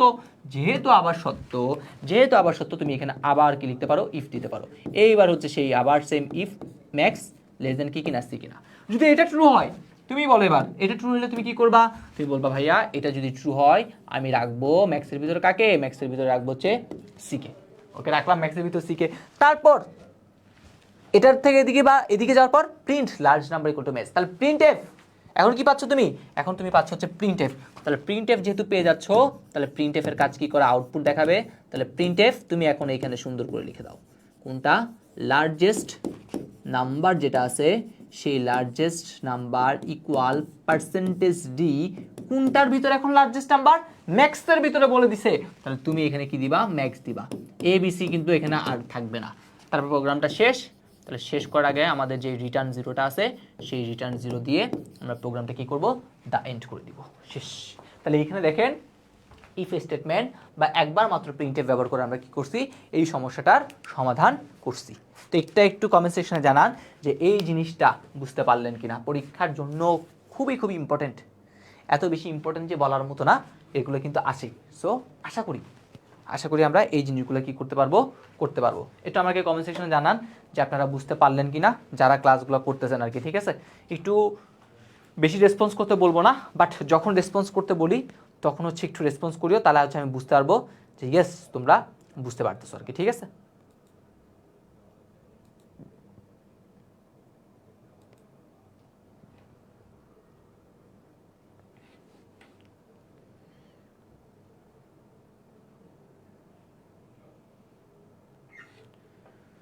ওকে। এরপরে হচ্ছে এখন তোমাদের এখন বাড়ির কাজ থাকবে। তাহলে এগুলো গেল হচ্ছে আমাদের মেইন কাজ। এবার আসি আমরা গ্রেডিং পদ্ধতি নির্ণয়, খুবই ইম্পর্টেন্ট একটা টপিক। ওকে, গ্রেডিং পদ্ধতি নির্ণয়। ওকে, তো গ্রেডিং পদ্ধতি নির্ণয় যেটা হচ্ছে আবার গ্রেডিং পদ্ধতি না বলে এই যে গ্রেডিং পদ্ধতি আছে এটা না বলে বলতে পারে হচ্ছে কি দল গঠন করো। খুবই ইম্পর্টেন্ট। গত বছর দল গঠনটাই বেশি আসছিল, বড় ছোটও আসে নাই। গত বছর ডিরেক্ট দল গঠনটা বেশি আসছিল। সো এবার হচ্ছে তিনটা সংখ্যার মধ্যে বড় ছোট এগুলা কিন্তু আসতেই পারে। ঠিক আছে, তো এটা হচ্ছে আমাদের খুবই গুরুত্বপূর্ণ। আলটিমেটলি যে প্রবলেমগুলো করাচ্ছি সবগুলো খুবই গুরুত্বপূর্ণ। কন্ডিশনাল স্টেটমেন্ট থেকে বাছাইকৃত প্রবলেমগুলো আমি কি করছি তোমাদের জন্য সলভ করছি। তাহলে দেখো দল গঠন বা কি, সাপোজ দল গঠন এরকম বলতে পারে যার রোল 1 থেকে 10, সে আছে এ গ্রুপে 20 থেকে 30, বি গ্রুপে 30 থেকে 40, এই গ্রুপে। ঠিক আছে, এই হচ্ছে কথা, আর কিছু না। তাহলে দেখেন এখানে আসলে সত্যটা কিভাবে দেখেন, আমার এখানে বলেই দিছে আমার সত্যটা কি হইতে পারে বলেন তো, আপনি নিজেই মনে বলেন সত্য কি। বলছে যার মান মানে যে মার্কস পাইছে 40-এর সমান বা 40 থেকে বড় কিন্তু 49 থেকে ছোট, সে কি পাবে? সি গ্রেড পাবে। তাহলে আমরা যদি এখানে এটার জন্য যদি সত্যটা লিখতে চাই তাহলে আমাদের এইভাবে লিখতে হবে না, ইফ যদি কি হয় আমার যে মার্কস এম এর মানটা কি 40 থেকে বড় অথবা সমান, 40 থেকে বড়, তাহলে বড়র জন্য এটা, সমানের জন্য কিন্তু এভাবে দিতে হবে। তাহলে মার্কসের মানটা যদি 40 থেকে বড় অথবা সমান হয় এইটা, এবং কিন্তু অবশ্যই থাকতে হবে এবং হচ্ছে আমাদের আরেকটা প্রশ্ন, মার্কসের মানটা 49 থেকে ছোট অথবা কি ভাইয়া অথবা হচ্ছে সমান, এটা। তো দেখেন আমার কন্ডিশনটা যদি পারি তাহলে আমাদের কাজ শেষ। তাহলে এই হইতেছে কন্ডিশন, মার্কসের মানটা 40 থেকে বড় অথবা সমান এবং মার্কসের মানটা যদি 49 থেকে ছোট অথবা যদি সমান হয়, তাহলে সে কি পাবে? গ্রেড সি পাবে। তাহলে এটা যদি ট্রু হয় তাহলে তুমি জাস্ট খালি কি করে দিতে পারো, এইখানে জাস্ট প্রিন্টএফ দিয়ে লিখে দিতে পারো। কি বললাম ভাইয়া? প্রিন্টএফ তুমি কি দিতে পারো, সাপোজ হচ্ছে তুমি দিয়ে দিলা গ্রেড কত, গ্রেড হচ্ছে সি, এই কাজ শেষ। যদি না হয়, এটা যদি না হয় তাহলে না হলে কি আবার সেই না হওয়ার জন্য এলস, আবার তুমি কি এই সত্য আসবা, তাহলে এই সত্য আসার জন্য আবার সেই আগের মতো কি করতে হবে? ইফ করতে হবে। দেন আবার সেই সেম জিনিসগুলা কি করবে? এই জিনিসগুলো আবার রিপিটেশন হবে। ওকে, সো এটা হচ্ছে তোমাদের HW থাকবে। দেখো এখানে আমি অলরেডি অ্যালগরিদমটা সুন্দর করে কি করতে লিখে দিছি। এখানে যদিও আমি গ্রেটার দ্যান ইকুয়ালটা একসাথে দিছি, বাট ওইভাবে তোমরা কি করতে হবে? সুন্দরভাবে লিখতে হবে। তাহলে ইয়েস হলে এটা এলসিফ দিয়ে আবার যে সত্যগুলো আছে সেই সত্যগুলো দিয়ে করবো। একদম লাস্টে দেখো এম এর মান 0 থেকে বড় অথবা সমান এবং যদি 32 থেকে ছোট অথবা যদি সমান হয়, তাহলে কি বলছে? প্রিন্টএফ মানে এফটা প্রিন্ট করবে। আর যদি না হয়, না হইলে সাপোজ যদি এইগুলোর মানের মধ্যে একটাও তুমি নাও নাই, তাহলে কি লিখবা, জাস্ট ডিরেক্ট লিখে দিবা প্রিন্ট কি ইনভ্যালিড, মানে তুমি যে মানটা নিছো সেটা কি নয়, সেটা ভ্যালিড নয়। ওকে, সো এই হইতেছে আমাদের কথা। এটা হচ্ছে তোমরা নিজেরাই কি করবা। এখানে আমি অলরেডি অ্যালগোরিদমটা সুন্দর করে তোমাদের জন্য লিখে রাখছি। দেন এই যে সি প্রোগ্রামটা, এই সি প্রোগ্রামটা হচ্ছে তোমাদের HW থাকবে। খুবই খুবই ইম্পর্টেন্ট, সেম কাজ, বেশি কিছু কাজ না। জাস্ট এখানে এটা ইফ, এটা এলস ইফের সাথে, এটা এলস ইফের সাথে, জাস্ট এখানে 3টা এলস ইফ দিছে, মানে 2টা এলস ইফ। আমরা বড় ছোট সংখ্যা যখন নির্ণয় করছি এটা ছিল একটা, বাট এখানে তার থেকে একটু বেশি দিছে। এই হচ্ছে কথাটা, নিজেরাই নিজ দায়িত্বে কী করবা, HW করে নিবা। এবার সে আমাদের লিপিয়ার নির্ণয়, খুবই খুবই ইম্পর্টেন্ট একটা জিনিস। এখানে কিছু লজিক্যাল জিনিসপাতি আছে, সেই লজিক্যাল জিনিসপাতিগুলো নিয়ে আমরা একটু কথাবার্তা বলবো। দেন আমরা কি করে ফেলবো, এইটার লিপিয়ারটাও একদম সহজ, একদম সহজ। এই সহজ জিনিসগুলো নিয়ে আমরা কি করবো, একটু করে কথাবার্তা বলবো। ঠিক আছে, এবার আসি কি লিপিয়ার নির্ণয়। ওকে, তা আমরা তো জানি লিপিয়ার কাকে বলে ভাইয়া, যে সকল সালগুলারে 4 দ্বারা ভাগ করা যায় সেগুলো হইতেছে কি লিপিয়ার। এটা আমরা জানি, আমরা সকলেই জানি। এন চিহ্ন একটা দিলে হবে না, সি ভাষায় এন বোঝানোর জন্য 2টা দিতে হয়। ঠিক আছে, লজিক্যাল অপারেটর ছিল, আমরা গত ক্লাসে পড়েছিলাম এই জিনিসটা। ওকে, লিপিয়ার আমরা কি জানি, কোনো একটা সালকে 4 দ্বারা ভাগ করলে সেটা কি হয়, লিপিয়ার হয়। তোমরা যদি একটু গুগল ক্যালেন্ডারে যাও, তোমরা যদি একটু কোথায় যাও, তোমরা যদি একটু গুগল ক্যালেন্ডারে যাও, সেখানে গিয়ে একটু কয়েকটা সাল বলতেছি, দেখো 1700, 1800, 1900, এই যে কয়েকটা সাল বললাম, 17, 18 এবং যে 19, এই যে সাল কয়েকটা বললাম, এই সালগুলোর মধ্যে যদি একটু করে খেয়াল করো, তাহলে দেখবা একটা জিনিস দেখতে পাবা। কি দেখতে পাবা, তোমরা দেখতে পাবা এই সালগুলার যে ফেব্রুয়ারি মাস, সেই ফেব্রুয়ারি মাস কত দিনে, দেখবা হচ্ছে 28 দিনে। এগুলো কিন্তু 4 দ্বারা বিভাজ্য হয়, তাও ফেব্রুয়ারি মাস কত দিনে, 28 দিনে। কিন্তু কিন্তু আরেকটা সাল আছে, কিন্তু যদি বলি এই যে 2000, এই সালের কথা যখন আমরা বলি, তখন দেখা যায় এই 2000 সালের যে ফেব্রুয়ারি মাস, এই ফেব্রুয়ারি মাসটা কত দিনে ভাইয়া, 2000 সালের ফেব্রুয়ারি মাস হচ্ছে 29 দিনে। তাহলে কি বললাম, 1700, 1800, 1900 এই সালগুলোর কথা যদি বলি, এই ফেব্রুয়ারি মাসগুলো দেখবো 28 দিনে। তুমি জাস্ট গুগল ক্যালেন্ডারে গিয়ে জাস্ট লিখো গুগল ক্যালেন্ডার 1700 সাল, তখন তুমি ক্যালেন্ডারে দেখবা ফেব্রুয়ারি মাস 28 দিনে। বাট এইটাতে 29 দিনে কেন এমন হইলো, এগুলো কেউ 4 দ্বারা যায়, এটাকেও যায়, এটাকেও যায়, সবাইকে যায়, কিন্তু কেন হইলো। তো এখানে কিছু লজিক আছে, সেই লজিকগুলো নিয়ে কি করবো, আমরা কথাবার্তা বলবো। আমরা যে ছোটোবেলায় এমনি বলতাম যে 4 দ্বারা কোনো একটা সালকে বিভাজ্য করা গেলেই লিপিয়ার, আসলে তেমন না। শতাব্দীর ক্ষেত্রে হিসাবটা একটু উল্টা। শতাব্দী মানে কি 100 দ্বারা ভাগ করা যায়, দেখো এগুলো কিন্তু প্রত্যেকটা শতাব্দী। এই শতাব্দীর ক্ষেত্রে শুধুমাত্র 4 দ্বারা ভাগ করা গেলেই হবে না, শতাব্দীকে যদি 400 দ্বারা ভাগ করা যায়, কত দ্বারা, 400 দ্বারা যদি ভাগ করা যায়, তাহলে সেটা কি হয়, লিপিয়ার হয়। তাহলে শতাব্দীকে লিপিয়ার হওয়ার জন্য কি 400 দ্বারা কি করতে হবে, ভাগ যাইতে হবে, না হলে হবে না। ঠিক আছে, এটাকে 400 দ্বারা নিঃশেষে বিভাজ্য করা যায় না, এটাকেও যায় না, এটাকেও যায় না, কিন্তু এটাকে যায়, তাই এটা কি লিপিয়ার। ওকে, এইবার আসি মেইন কনসেপ্টটাতে, কেন আসলে এরকম হইলো, শতাব্দীর ক্ষেত্রে কেন এরকম হইলো, এই জিনিসটা একটু করে জাস্ট বলে দিব, আর কিছুই না। আমরা তো সকলেই জানি পৃথিবী সূর্যের চারপাশে ঘুরতেছে, তাই না। পৃথিবী যখন সূর্যের চারপাশে ঘুরে আসে, তখন তার সময় লাগে কতটুকু জানো, তখন তার সময় লাগে এরকম 365 দিন, 365 দিন, 5 ঘন্টা, 48 মিনিট, 47 সেকেন্ড। ওকে, পৃথিবী যখন সূর্যের চারপাশে কি করে ঘুরে আসে, তখন তার সময় লাগে কি 365 দিন, 5 ঘন্টা, 48 মিনিট, 47 সেকেন্ড। এখন আমি যদি তোমাকে জিজ্ঞেস করি ভাইয়া 1 বছর মানে কত, তুমি সুন্দরভাবে বলে দাও ভাইয়া 1 বছর মানে 365 দিন। আর যদি লিপিয়ার হয়, তুমি বলো ভাই 1 বছর মানে 366 দিন।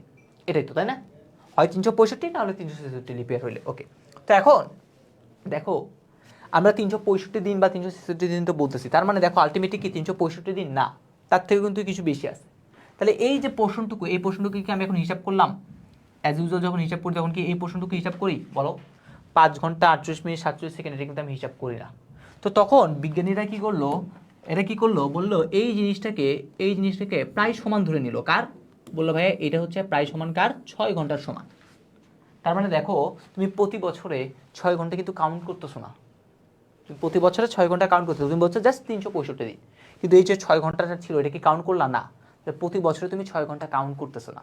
তো এরকম প্রতি বছর যাইতে যেতে যেতে যেতে সাপোজ যদি 4 বছর পর যদি আসি, তখন কি হয়, 4 6 24 ঘন্টা, 24 ঘন্টা মানে কি 1 দিন।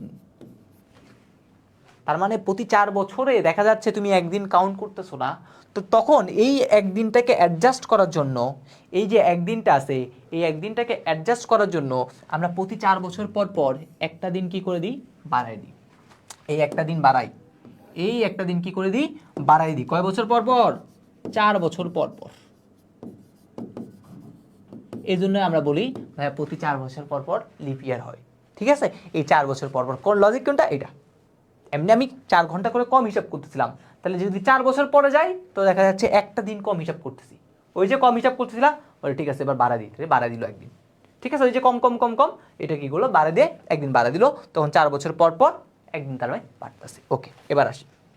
এবার এই যে জিনিসটা 6 ঘন্টা 5 ঘন্টা 48 মিনিট 47 সেকেন্ডকে তুমি যে 6 ঘন্টা ধরলা, তাহলে এখানে কি তুমি বেশি ধরে ফেলছো না কিছু? তুমি কি কিছু বেশি ধরছো নাকি ধরো নাই? অবশ্যই ভাইয়া বেশি ধরছি। কত বেশি ধরছো? এখানে তুমি কত বেশি ধরলা? তুমি বললা ভাই আমি বেশি ধরছি হচ্ছে এরকম কত 11 মিনিট 11 মিনিট কত সেকেন্ড? বলো ভাইয়া 11 মিনিট 13 সেকেন্ড আমি কি করছি, বেশি ধরছি। ঠিক আছে, তুমি এখানে বেশি ধরছো। কতটুকু বেশি ধরছো? তুমি আমাকে বলতেছো ভাই আমি 11 মিনিট 13 সেকেন্ড কি করছি, বেশি ধরছি। এইখানে দেখছো 11 মিনিট 13 সেকেন্ড তুমি কি করলা, 11 মিনিট 13 সেকেন্ড এখন তুমি বেশি ধরলা। এইবার মানে তুমি ওই যে কমটারে ফিক্স করতে করতে দেখা গেছে 11 মিনিট 13 সেকেন্ড তুমি কি করে ফেলছো, 11 মিনিট 13 সেকেন্ড তুমি বেশি ধরে ফেলছো। তাহলে এখন লাভ নাকি লস হলো? এখন আবার ঝামেলা। তো তখন দেখা গেছে ঠিক তার 100 বছর পর, এই মানে প্রতি বছরে তুমি এটা বেশি বেশি কাউন্ট করতেছো, ঠিক 100 বছর পর এসে 100 বছর পর এসে এই জিনিসটা, এই জিনিসটা প্রায় কত হয়ে গেছে জানো? এই জিনিসটা হয়ে গেছে 18 ঘন্টার কাছাকাছি। কত? 18 ঘন্টার কাছাকাছি। যেই জিনিসটাকে বিজ্ঞানীরা একটু হিসাব করার সুবিধার্থে এই যে 18 ঘন্টা আছে না, এই 18 ঘন্টাকে তারা বলে দিল না তুমি একটু এটাতে 24 ঘন্টা হিসাব করো। তো 24 ঘন্টা মানে কি? 24 ঘন্টা মানে বলতেছে একদিন। তাহলে এই একদিন তুমি কি করতে বলছো তোমাকে ভাইয়া? দেখো এই একটা দিন তোমাকে আবার কি করতে বললো, তারা হিসাব করতে বললো। কিন্তু এখানে কথা, তাহলে এই একটা দিন কি তোমার বাড়তেছে নাকি কমতেছে বলো তো? তুমি এইখানে কিন্তু 11 মিনিট 13 সেকেন্ড করে বেশি ধরছো, তার মানে দেখো এখানে 11 মিনিট 13 সেকেন্ড করে কি করতেছো, বেশি ধরতেছো। তাহলে এরকম 100 বছরে তুমি কতক্ষণ বেশি ধরছো? 18 ঘন্টা। কিন্তু বিজ্ঞানের বলছে তুমি একটু হিসাব করার সুবিধা করার জন্য বলছে তুমি একদিন বেশি ধরে ফেলছো। 100 বছর পরে সে তুমি ওরে বলতেছে তুমি একদিন বেশি ধরছো, তাহলে কি করতে হবে? ওই একদিন এবার বাদ দিতে হবে না? তাহলে এইখানে এসে এবার একদিন কি হবে, একদিন এবার কমে যাবে। তাহলে আরেকটা লজিক পাইলাম, সেটা হচ্ছে প্রতি 100 বছর পর পর, কত বছর পর পর? 100 বছর পর পর একদিন কি হয়, কমে। এটা কখন? এটা হচ্ছে 100 বছর পর পর।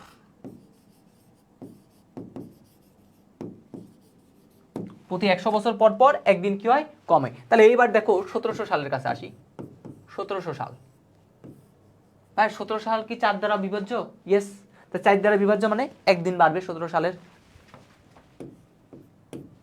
একদিন বাড়াই দিলাম। আবার 17 সাল কি 100 দ্বারা ভাগ করা যায়? তুমি বলো ভাই ইয়েস 100 দ্বারা ভাগ করা যায়। তাহলে এবার একদিন 100 বছর পর একদিন কমে যায়। তাহলে দেখো এই প্লাস মাইনাস ক্যান্সেল আউট হয়ে 1700 সাল কত দিনে? 28 দিনে, মানে ফেব্রুয়ারি মাসটা 28 দিনে। ঠিক আছে, ফেব্রুয়ারি মাসটা কত? ফেব্রুয়ারি মাসটা 28 দিনে। দেখছো কি লজিক?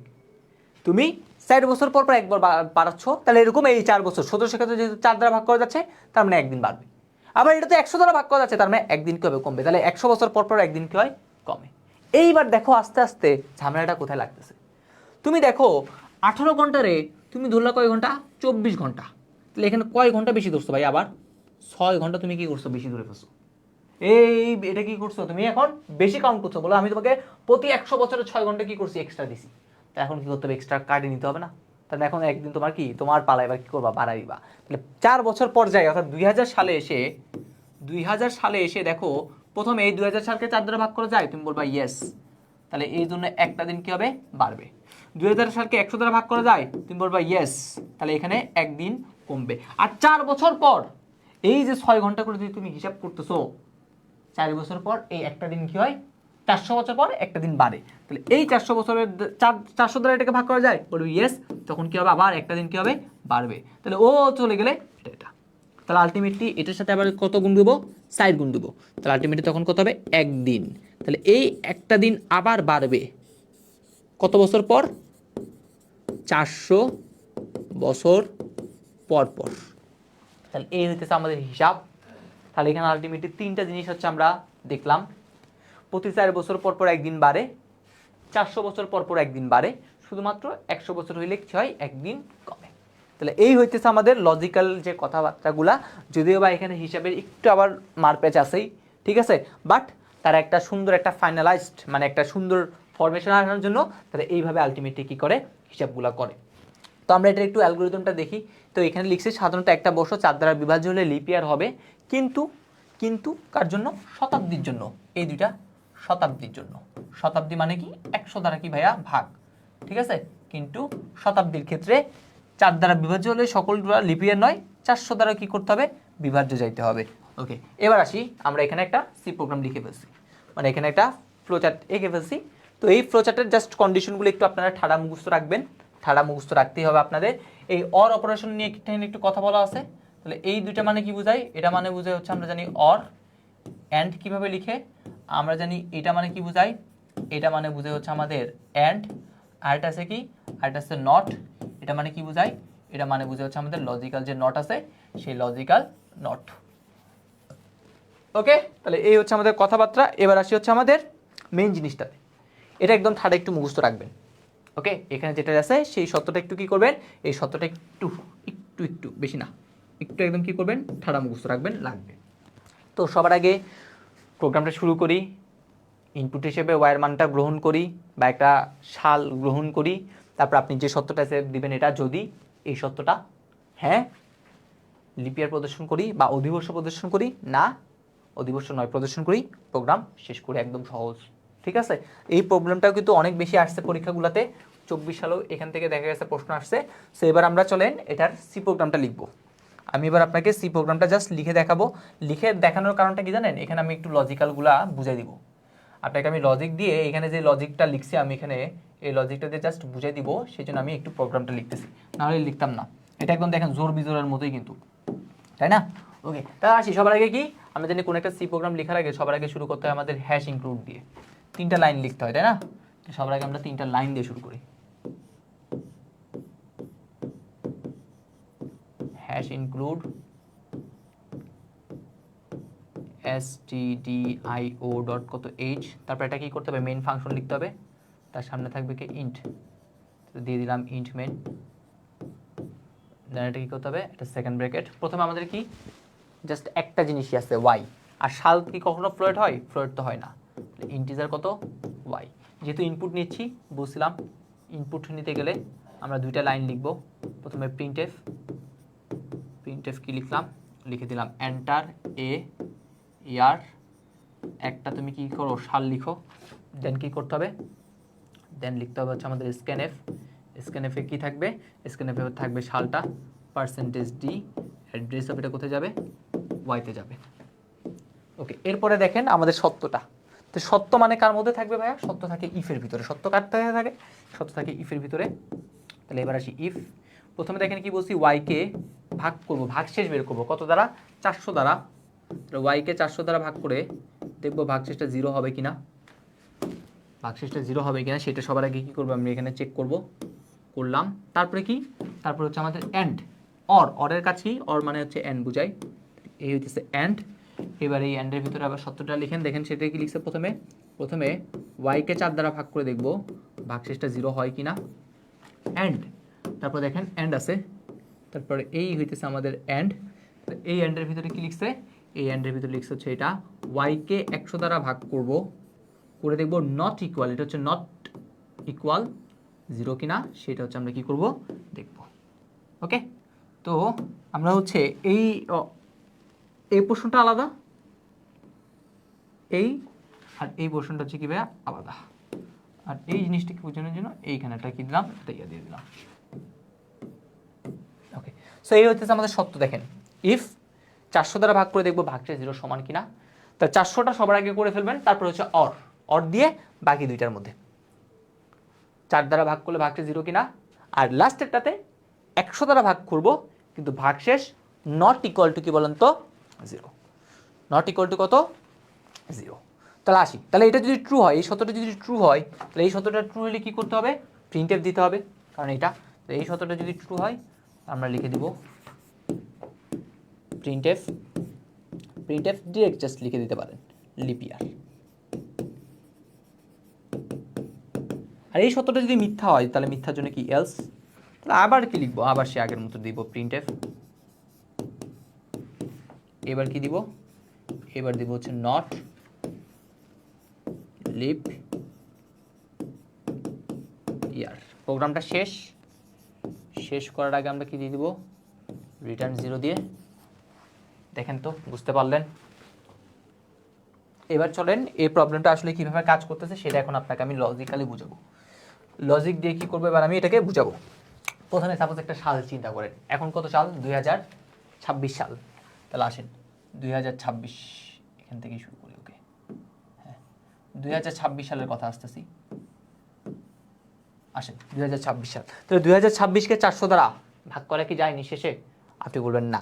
যদি না হয় তাহলে আনসার কি হবে, 0। না হলে আনসার কত ভাইয়া, 0। ওকে দিলাম 0। অরের কাজ কি করা, যৌক্তিক যোগ। ওকে দিলাম যোগ।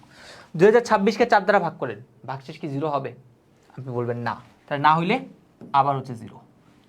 এন্ডের কাজ কি করা, গুণ দেওয়া।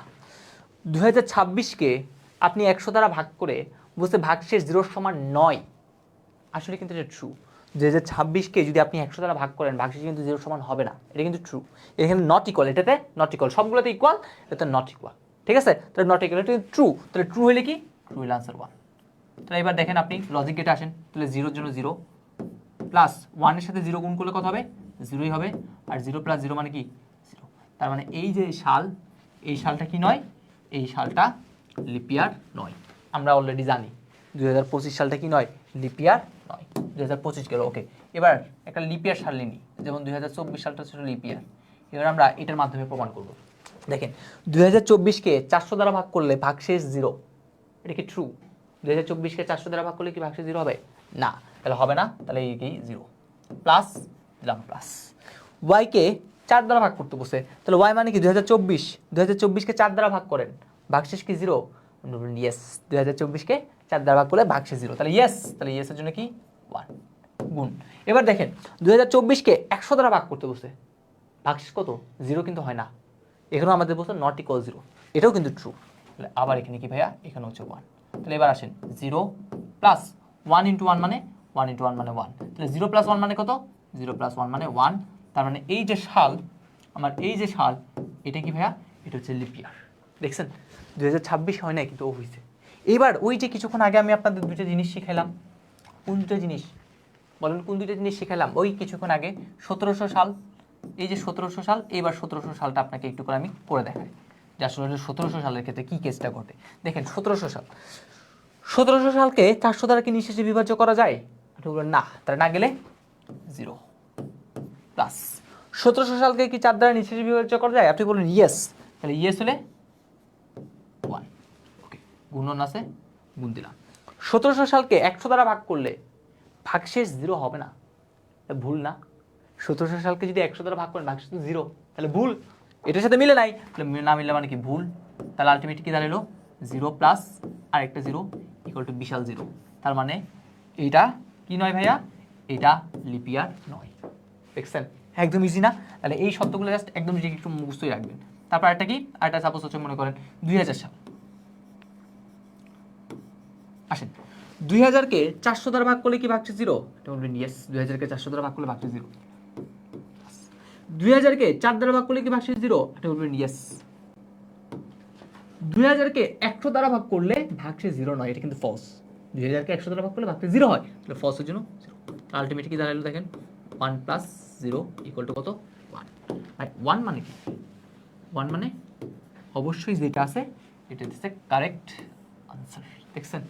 তাহলে আলটিমেটলি আমরা যেই প্রবলেমগুলোই করি না কেন সবগুলোই কি করে ফেললাম বলেন তো, এইগুলোর মাধ্যমে আপনাকে জাস্ট আমি একটা ডেমো দেখালাম যে আসলে এটা। তাহলে প্রথমটা কি, 400 দ্বারা ভাগ করে দেখবো ভাগশেষ 0 হয় কিনা।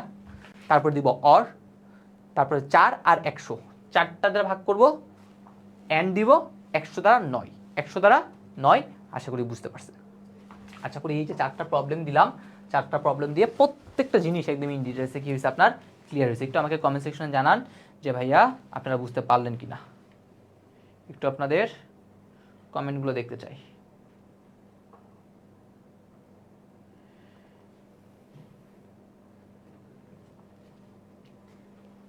ওকে, তো এবার আসি আমাদের পরবর্তী দুইটা সংখ্যার কি করব, এবার আমরা দুইটা সংখ্যার গসাগু নির্ণয় করব।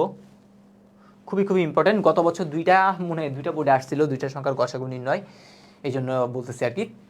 তো দুইটা সংখ্যার গসাগু কীভাবে নির্ণয় করতে হয় এবার হচ্ছে আমরা কী করবো সেই জিনিসগুলো দেখবো, ঠিক আছে। গসাগু বা লসাগু কীভাবে করতে হয় এই জিনিসগুলো এখন আমরা কী করবো দেখবো। খুবই খুবই ইম্পর্টেন্ট, আবার ইম্পর্টেন্ট নাও, কারণ কয়েকটাতে আসে, কয়েকটার ম্যাক্সিমামগুলোতে আসে না।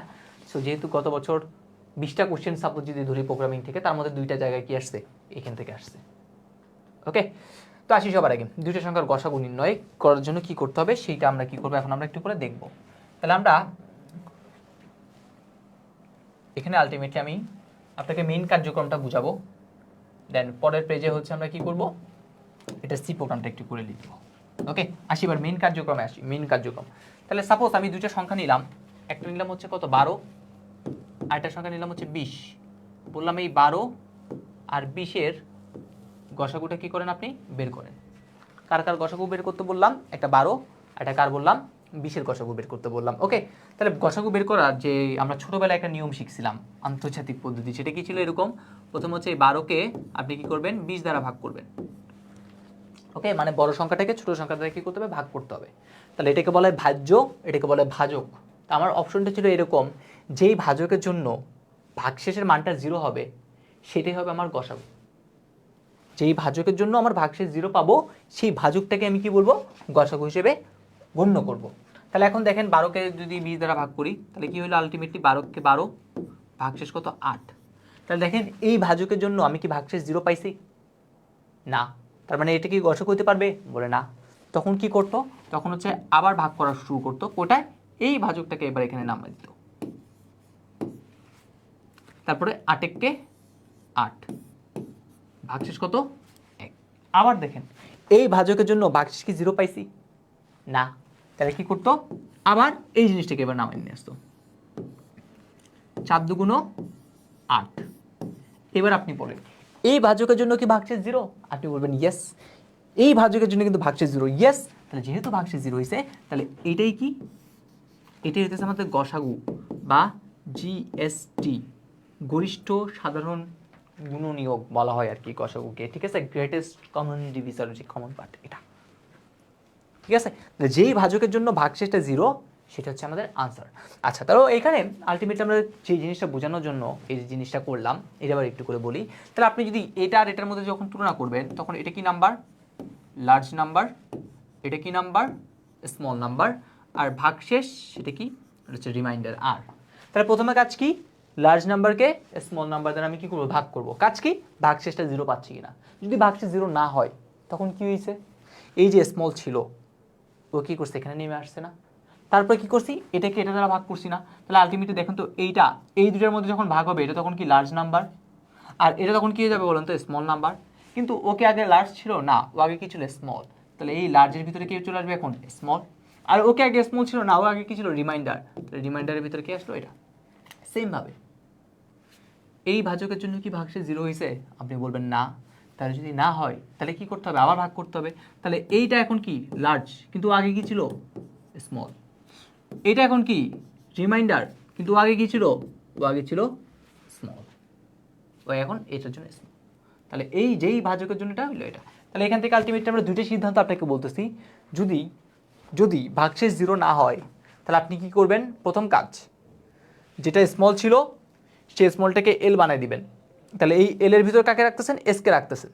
2 নাম্বার কাজ যেটা রিমাইন্ডার ছিল সেটাকে কি করবেন এস বানিয়ে দিবেন, মানে এই এস এর ভিতরে আর কে রাখবেন, রাখার পর আবার আপনি কি করবেন ভাগটা করা শুরু করবেন।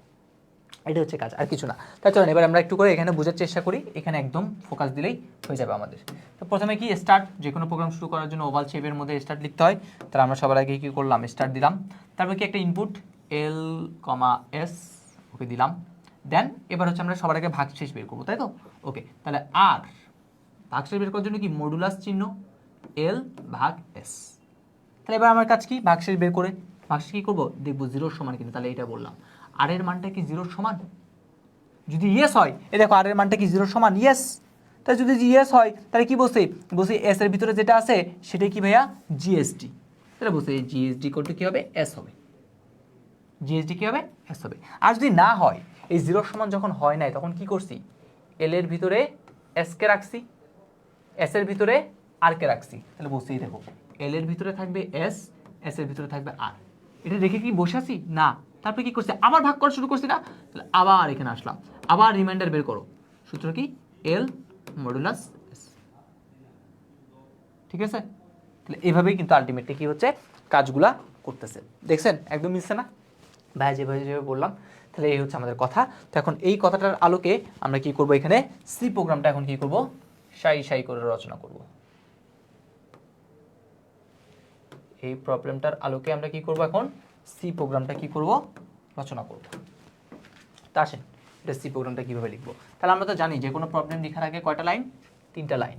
শুরু করেন হ্যাশ ইনক্লুড কি করতে হবে, stdio ডট কত h, তারপরে কি করতে হবে, এটা ইন্ডিপেন্ডেন্ট দিতে হবে,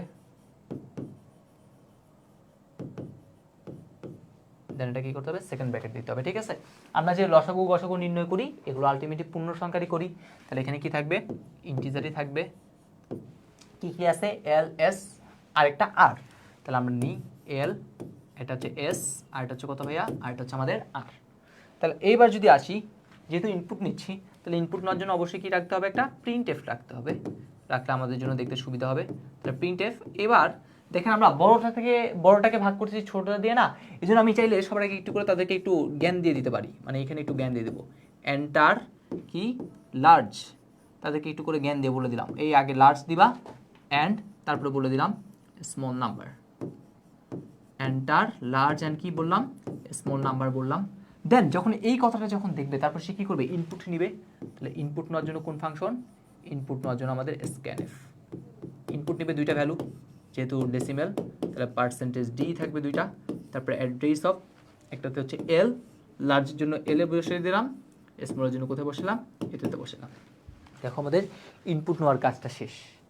তাহলে ইনপুট নেওয়ার কাজগুলো করার পর এবার আমাদের কি বলছে, আর ইকুয়াল এল মডুলাস কত বের করতে, এস বের করতে। তাহলে আগে আর এর মানটা বের করতে হবে, তাই না? তাহলে চলেন আগে আমরা আর এর মানটা বের করি। তাহলে আর ইকুয়াল টু এল মডুলাস কত এস, এই মানটা কি করলাম, বের করলাম। বের করার পর এবার কি করতেছি, সত্য চেক করতেছি।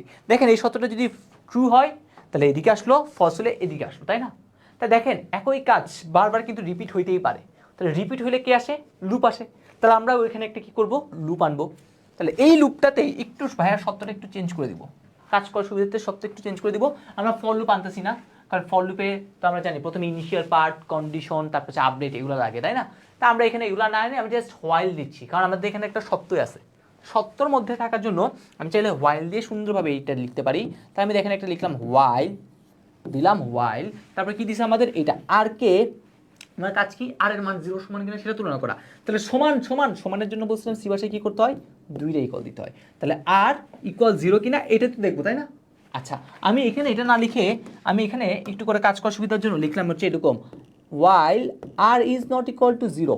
দেখেন তো আমার কথাটা কি বুঝেন কিনা, যখন আর এর মান 0 সমান না, তাহলে আর এর মান যদি 0 সমান না হয় তাহলে কি করে বলেন তো, আপনি আমাকে আগে বলেন। আর এর মান যদি 0 সমান না হয় তাহলে এই ফ্লোচার্ট থেকে দেখে আপনি কি বুঝতে পারতেছেন, আর এর মান 0 সমান হলে তো জিএসটি, এটা যদি না হয় 0 সমান না হয় তাহলে কি করছে, আগে এল এর মান এস হবে, এস এর মান আর হবে, তারপর আবার ভাগ করবে, তাই না?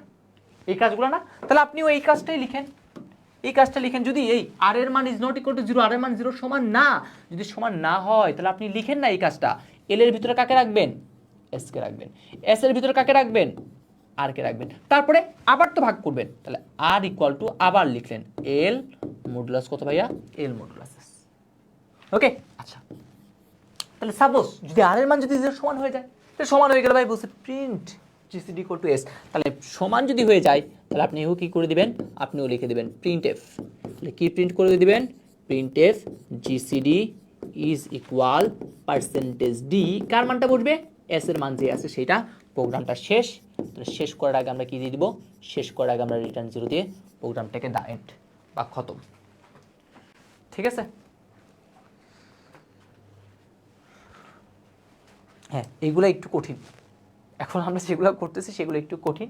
আমরা লসাগু করব, গসাগু করব, দেন হচ্ছে একটা মৌলিক সংখ্যা নির্ণয়ের যে ইয়াটা আছে সেটা করব। তিনটা একটু জটিল, এগুলো একটু বারবার প্র্যাকটিস করতে হবে, তখন দেখবা হচ্ছে ক্লিয়ার হয়ে যাবে। ঠিক আছে, একটু ভাইয়া যেভাবে যেভাবে বলতেছি সেভাবে আগে প্রথমে নিজে বুঝবা, নিজে কী করবা, এগুলো এরকম বুঝাবা। দেন যদি তোমার কোনো ক্লাসমেট থাকে বা সহপাঠী থাকে তাদেরকে বুঝাবা, দেখবে জিনিসগুলো কী লাগতেছে, সহজ লাগতেছে। ওকে, আসি তাহলে আবার একটু করে বলে দেখেন। তা প্রথমে কি ছিল, আর লেস দেন এটা বের করা। তাহলে আমরা এটা কি করছি, এটা বের করছি, তাই তো। তো প্রথমে এটা বের করতে বলছিলাম, আমরা এটা কি করছি, বের করছি। তারপর আমি শর্ত দিছি, ওয়াইল যদি কি বললাম, আর ইজ নট ইকুয়াল টু 0, আর এর মানটা 0 সমান না। তাহলে আর এর মান যদি 0 সমান না হয়, তাহলে আর এর মান যদি 0 সমান না হয়, আগে কি করতে বলছি, এটা দেন এটা, তারপর বললাম আবার তুমি ভাগ করো। তাহলে আর এর মান যদি 0 সমান না হয়, তাহলে সে কি করবে, আবার ভাগ করবে। সাপোজ এখানে আসলো এই আর এর মতো 8, তাই 8টা কি করবে, আবার এখানে আসবে, বলে আর এর মান কি 0 সমান হয়েছে, না, না হলে ভিতরে ঢুকবে। আর যদি হয় আর এর মান 0 সমান হয়ে গেছে, তাহলে হইলে তার এটা কাজ করবে না, তখন প্রিন্টএফ এস এর ভিতরে যেটা আছে সেটাকে কি বলবে, সেটাকে বলবে হচ্ছে মেন জিনিস। বলেন, আশা করি বুঝাতে পারছি এই জিনিসটা। খুবই ইজি একটা প্রবলেম। আমরা আজকের ক্লাসে আরেকটা প্রবলেম দেখব, লসাগু নির্ণয়। আজকের ক্লাসটা মনে করছিলাম একটু বড় হবে, বাট দেখতেছি অনেক তাড়াতাড়ি আমি কি করতে পারছি, শেষ করে ফেলতে পারতেছি।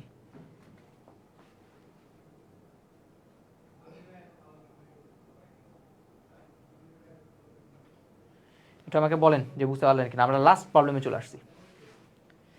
আর একটু আমাকে বলেন যে আপনাদের ক্লাসটা দেখতে কোনো প্রবলেম হচ্ছে কি না। ক্লাস ক্লাস ক্লাস কোথায় আমাদের ক্লাস, ইবিআই পাওয়ার প্লেতে ক্লাস হচ্ছে। বাপরে, স্টুডেন্ট সংখ্যা ইয়া বিশাল। ক্লিয়ার আছে না? ওকে, তো আমরা খুব সুন্দরভাবে করে ফেললাম। এবার সে আমাদের লাস্ট প্রবলেম, দুইটা সংখ্যার লসাগু নির্ণয়। ভাইয়া যে গসাগু পারে তার জন্য লসাগু একদম ইজি। আমি যদিও বা আরেকটা নিয়ম দেখাই দিচ্ছি আপনাদের, ঠিক আছে। বাট লসাগু বের করার একটা সহজ একটা সূত্র আছে। আপনি যদি গসাগু করতে পারেন, এটা দিয়ে আপনারা করে ফেলেন, গসাগু দিয়ে করে ফেলেন। বাট আমি আজকে আরেকটা নিয়ম দেখা দিচ্ছি আর কি।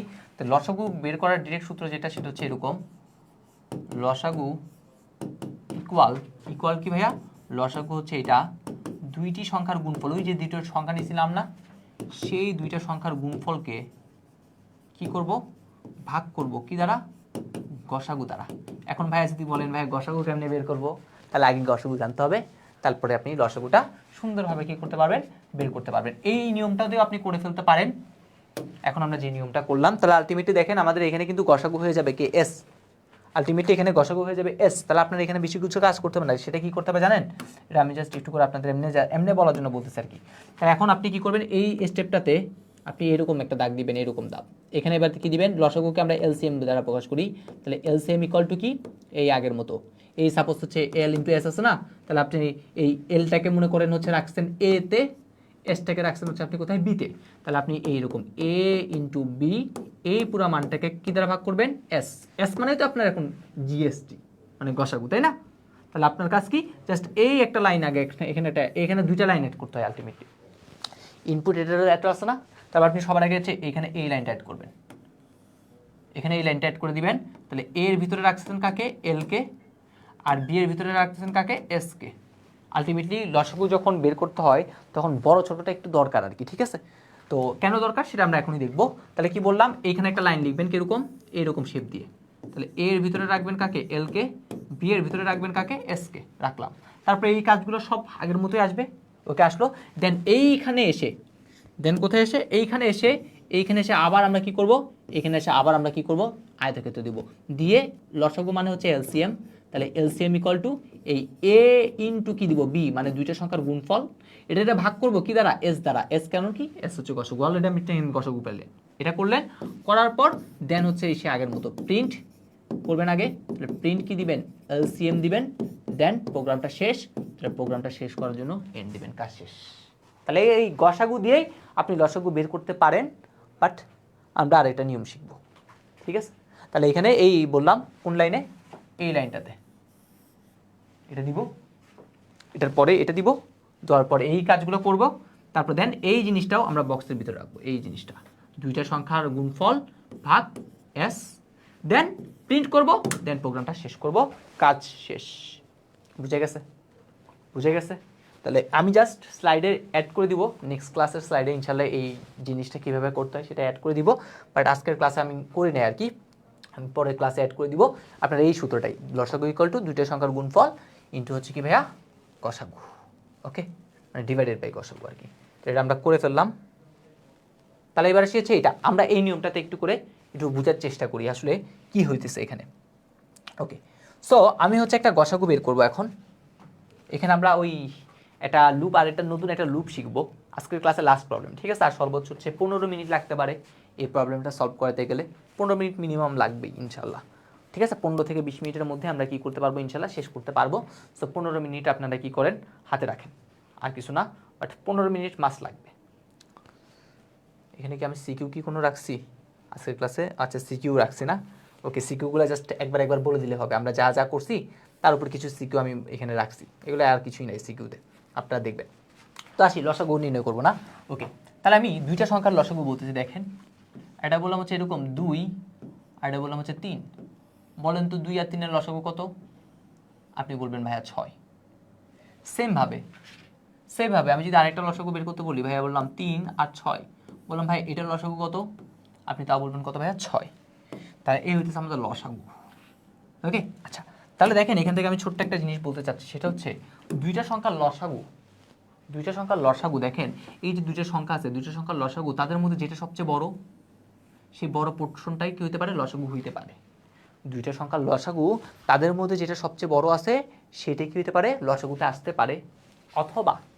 অথবা দুইটা সংখ্যার লসাগু, তাদের মধ্যে যে কোনো একটা না হয়ে তার থেকে বড়। দেখেন 2, 3টা হচ্ছে বড়, এটা হইতে পারে না, এটা হয় না যেহেতু, তাহলে তার থেকেও কি আসবে? বড় একটা সংখ্যা কি হবে?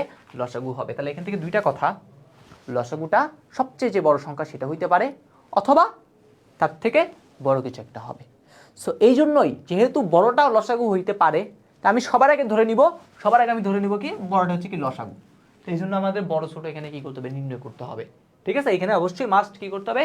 বড় এবং ছোট যে জিনিসটা আছে সেটা আমাদের সবার আগে নির্ণয় করে ফেলতে হবে। তো এখন চলেন আমরা এখন ছোট্ট একটা প্রবলেম দিয়ে কি করব? এই জিনিসটার যাত্রা শুরু করব। তাহলে প্রথমে ইনপুট a, b দিছে, তাই তো? ওকে, তাহলে আমি মনে করলাম হচ্ছে 3, এটা হচ্ছে এখন আমার a, ধরলাম হচ্ছে আমাদের 2 আর 3 নিই, ঠিক আছে। 2 আর 3 নিলে বুঝতে সুবিধা হবে। দেখেন ধরলাম হচ্ছে 2, এটা হচ্ছে আমাদের a, তারপরে দিলাম হচ্ছে 3, এটা হচ্ছে কত আমার? এটা হচ্ছে আমার b। একটা হচ্ছে 2 আর এটা হচ্ছে 3। ওকে, a তে রাখলাম 2 কে, b তে রাখলাম 3 কে। তাহলে প্রথমে ইনপুট হিসেবে a আর b নিলাম। ওকে, তাহলে এবার দেখেন এই সূত্রটাতে আসেন, 2 গ্রেটার দেন 3, কারণ a এর মান 2, b এর মান 3। এটা কি ট্রু? আপনি বলেন ট্রু। না, তাহলে না হইলে বলতে x এর ভিতরে রাখবো b কে। তাহলে এখন x এর ভিতরে রাখবো কাকে? b মানে কত? b মানে হইতেছে আমাদের 3। তাহলে x এর ভিতরে থাকবে কে? x এর ভিতরে থাকবে হচ্ছে আমাদের 3। যেহেতু c ভাষায় এগুলো একটু করব, তাহলে আমরা লিখি a এর ভিতরে আছে হচ্ছে 2, b এর ভিতরে আছে কত? 3, আর c তে তাহলে এখন কে আছে? 3। ওকে, 3 থাকলো। এবার এখানে আসবে। আচ্ছা, এবার একটু করে বলি ভাই, এই যে লসাগু 6, এই 6কে দেখেন 2 দ্বারাও নিঃশেষে বিভাজ্য করা যাচ্ছে, 3 দ্বারাও নিঃশেষে বিভাজ্য করা যাচ্ছে। তার মানে যেটা লসাগুকে আমরা কি করতে পারি? নিঃশেষে বিভাজ্য করতে পারি। কি বললাম ভাইয়া? লসাগুকে আমরা নিঃশেষে কি করতে পারি? ওই যে সংখ্যা দুইটা আছে সেই সংখ্যা দুইটা বিভাজ্য করতে পারি। যেমন দেখেন 6কে 6 দ্বারা ভাগ করলে 0, 6কে 3 দ্বারা ভাগ করলে ভাগশেষ 0, তাই না? তাহলে আলটিমেটলি আমাদের এই যে এখন লসাগু পাইলাম 3, এই 3টা দ্বারা 3কেও ভাগ করে দেখতে হবে, 2কেও ভাগ করে দেখতে হবে। যদি যায় তাহলে লসাগু হবে, না যাইলে সে লসাগু হইতে পারবে না, ঠিক আছে। ওকে, তাহলে এবার আসেন, তাহলে x এর ভিতরে এখন আছে b। ওকে, আসলো এবার x মানে 3, ভাগ করতে বসে a মানে হচ্ছে 2, 3কে 2 দ্বারা ভাগ করতে বসে ভাগশেষ বের করতে বসে, ভাগশেষ কি 0 সমান? আপনি বলেন 3কে 2 দ্বারা ভাগ করব, ভাগশেষ কি 0 হবে? বলবেন না। তাহলে না হইলে বলছে x এর মান 1 বাড়াও, তাহলে 3 থেকে 1 বাড়াইলে কত হবে? এখন x এর মান 4, x কে এবার a দ্বারা ভাগ করো, তাহলে এখন x এর মান কত? এখন আমাদের x এর মান 4। এই এখন আমাদের এখানে x হয়ে গেছে কত? 4। তাহলে এবার এখানে আসেন, 4কে 2 দ্বারা ভাগ করবেন, a মানে হচ্ছে 2, 4কে 2 দ্বারা ভাগ করবেন, ভাগ কি যায়? ভাই যায়, নিশ্চয়ই কত? 0 হয় না? ইয়েস 0, তাহলে ইয়েস। এবার আপনি 4কে b দ্বারা ভাগ করবেন, b মানে কত ভাই? 3, 4কে 3 দ্বারা ভাগ করলে কি ভাগশেষ 0? তুমি বলবেন না, 0 হয় নাই, তাহলে না, তার মানে নো। তাহলে আলটিমেটলি দেখেন এখানে একটা শর্ত লিখতেছি, প্রথমটাতে গেছে তার মানে ইয়েস 1, তারপরটাতে যায় নাই তার মানে নো, তার মানে কিন্তু ওর লসাগু হয় নাই, তাহলে আউটপুট কি পাইছি? আউটপুট পাইছেন 0। তাহলে এই যখন নো, সে বলছে না এটাও হইতে পারবে না লসাগু, তাহলে আরও 1 দাঁড়াও, 3 আর 1 4, সরি 4 আর 1 5 হবে এবার। তাহলে এবার এইখানে মান কত আছে, এখানে মান আছে হচ্ছে এবার 5, এখানে এবার মান কত আছে 5, 5কে 2 দ্বারা ভাগ করতে হবে, ভাগশেষ কি 0 বলে না,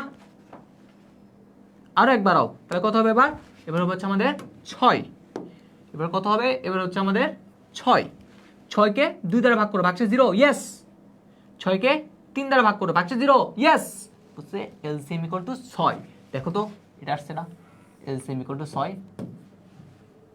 তাই তো। আচ্ছা এবার এইখানে দুইটা সত্য আলাদা আলাদা ছিল না, এই দুইটা সত্যকে আমি মার্চ করব, এই দুইটা সত্যকে কি করব, মার্চ করব, একদম সহজ। হ্যাঁ দেখো তো 1 এর সাথে কিছু একটা করে আপনি 0 পাইছেন, এটা অরে হবে, এন্ড হবে নাকি নটে হবে, নট তো একটা নিয়ে কাজ করে, তাহলে এন্ড অথবা অর হইতে পারে, তাহলে ভাইয়া অরে কি এটা আসলে কি 0 হওয়া সম্ভব না, তার মানে এইখানের মাঝে কি আছে, এন্ড আছে, তাহলে এই একটা সত্য, এই একটা সত্য, সত্য দুইটার মাঝে কি করবো এখন আমি, এন্ড লাগিয়ে দিব, কি লাগাই দিব, এন্ড লাগিয়ে দিব, ওকে। তাহলে আলটিমেটলি এই দুটো জিনিসকে মার্চ করে ফেলবো, দেখেন তো কিভাবে মার্চ করা যায়। প্রথমে মনে করেন এই গোল্লা, এই গোল্লাটা ছিল আন্ডাইয়া, এই আন্ডাইটা এখানে ছিল, এবার কি ছিল, এবার সেই সত্যটা, ইয়া বিশাল সত্য,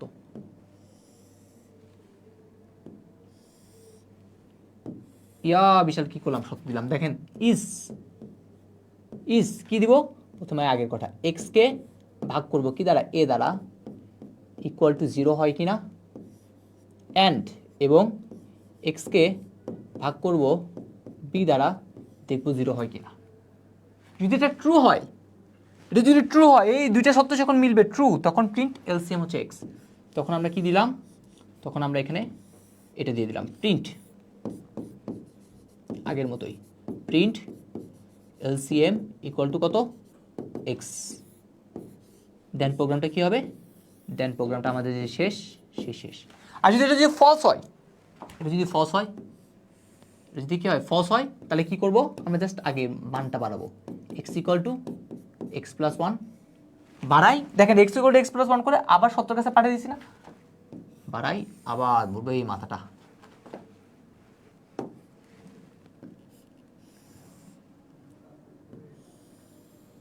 এইখানে দিয়ে দিলাম, দেন দেখো আবার সে কি করবে, সত্যগুলো এরকম করে চেক করবে, এই এখানে কোন পোর্শন, এই পোর্শনটুকু, এই পোর্শন,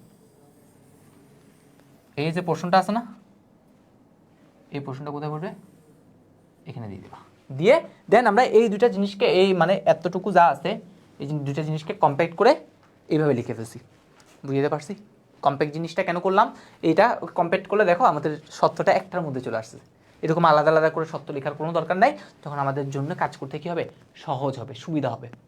তাহলে চলো এটা আমরা সি প্রোগ্রামটা করি, আশা করি আমরা এটা বুঝতে পারছি, একটু করে নিজে নিজে একটু বাসায় প্র্যাকটিস করবা, তাহলে দেখবা আর একটু ভালো মতো বুঝতে পারবা, আর অবশ্যই অন্য আরেকটা জনকে, অন্য একটা পাবলিককে কি করবা, একটু বোঝানোর চেষ্টা করবা, আমি যেমনে যেমনে বলতেছি তুমি দরকার হলে আমার সাথে সাথে 5 সেকেন্ড, মানে আমি একটা লাইন শেষ করছি, তুমি সেই লাইনটা তুমি ওই খাতায় বলবা, এটা কি এটার মতো, এটা কি এটার মতো, তুমি সেই লাইনটাই রিপিট করবা, দেখবা আশা করি আর কোনো প্রবলেম হবে না। তাহলে আসি সি প্রোগ্রাম লিখবো, তাহলে যে কোনো কিছুর সি প্রোগ্রাম লিখতে গেলে সবার আগে কয়টা লাইন দিতে হয়, 3টা লাইন দিয়ে শুরু করতে হয়, কয়টা লাইন, 3টা লাইন দিয়ে শুরু করতে হয়, তাহলে হ্যাশ ইনক্লুড,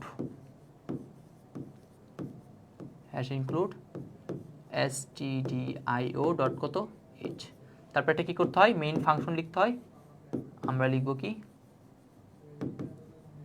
int main, দেন একটা সেকেন্ড ব্র্যাকেট, আমরা এই যে গসাগুলো আসছে সব ইন্টিজার সংখ্যারই করে থাকি, তাহলে এইখানেও আমরা কি করবো, একটা ইন্ট দিব, কি কি আছে, এ আছে, বি আছে, আর একটা হচ্ছে এক্স, এই তিনটা হচ্ছে আমরা ভ্যারিয়েবল ইউজ করছি, তাহলে আমরা দিলাম এ কমা B comma x, okay.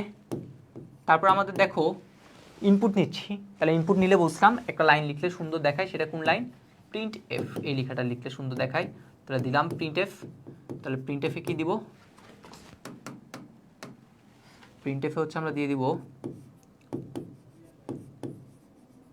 Enter the values,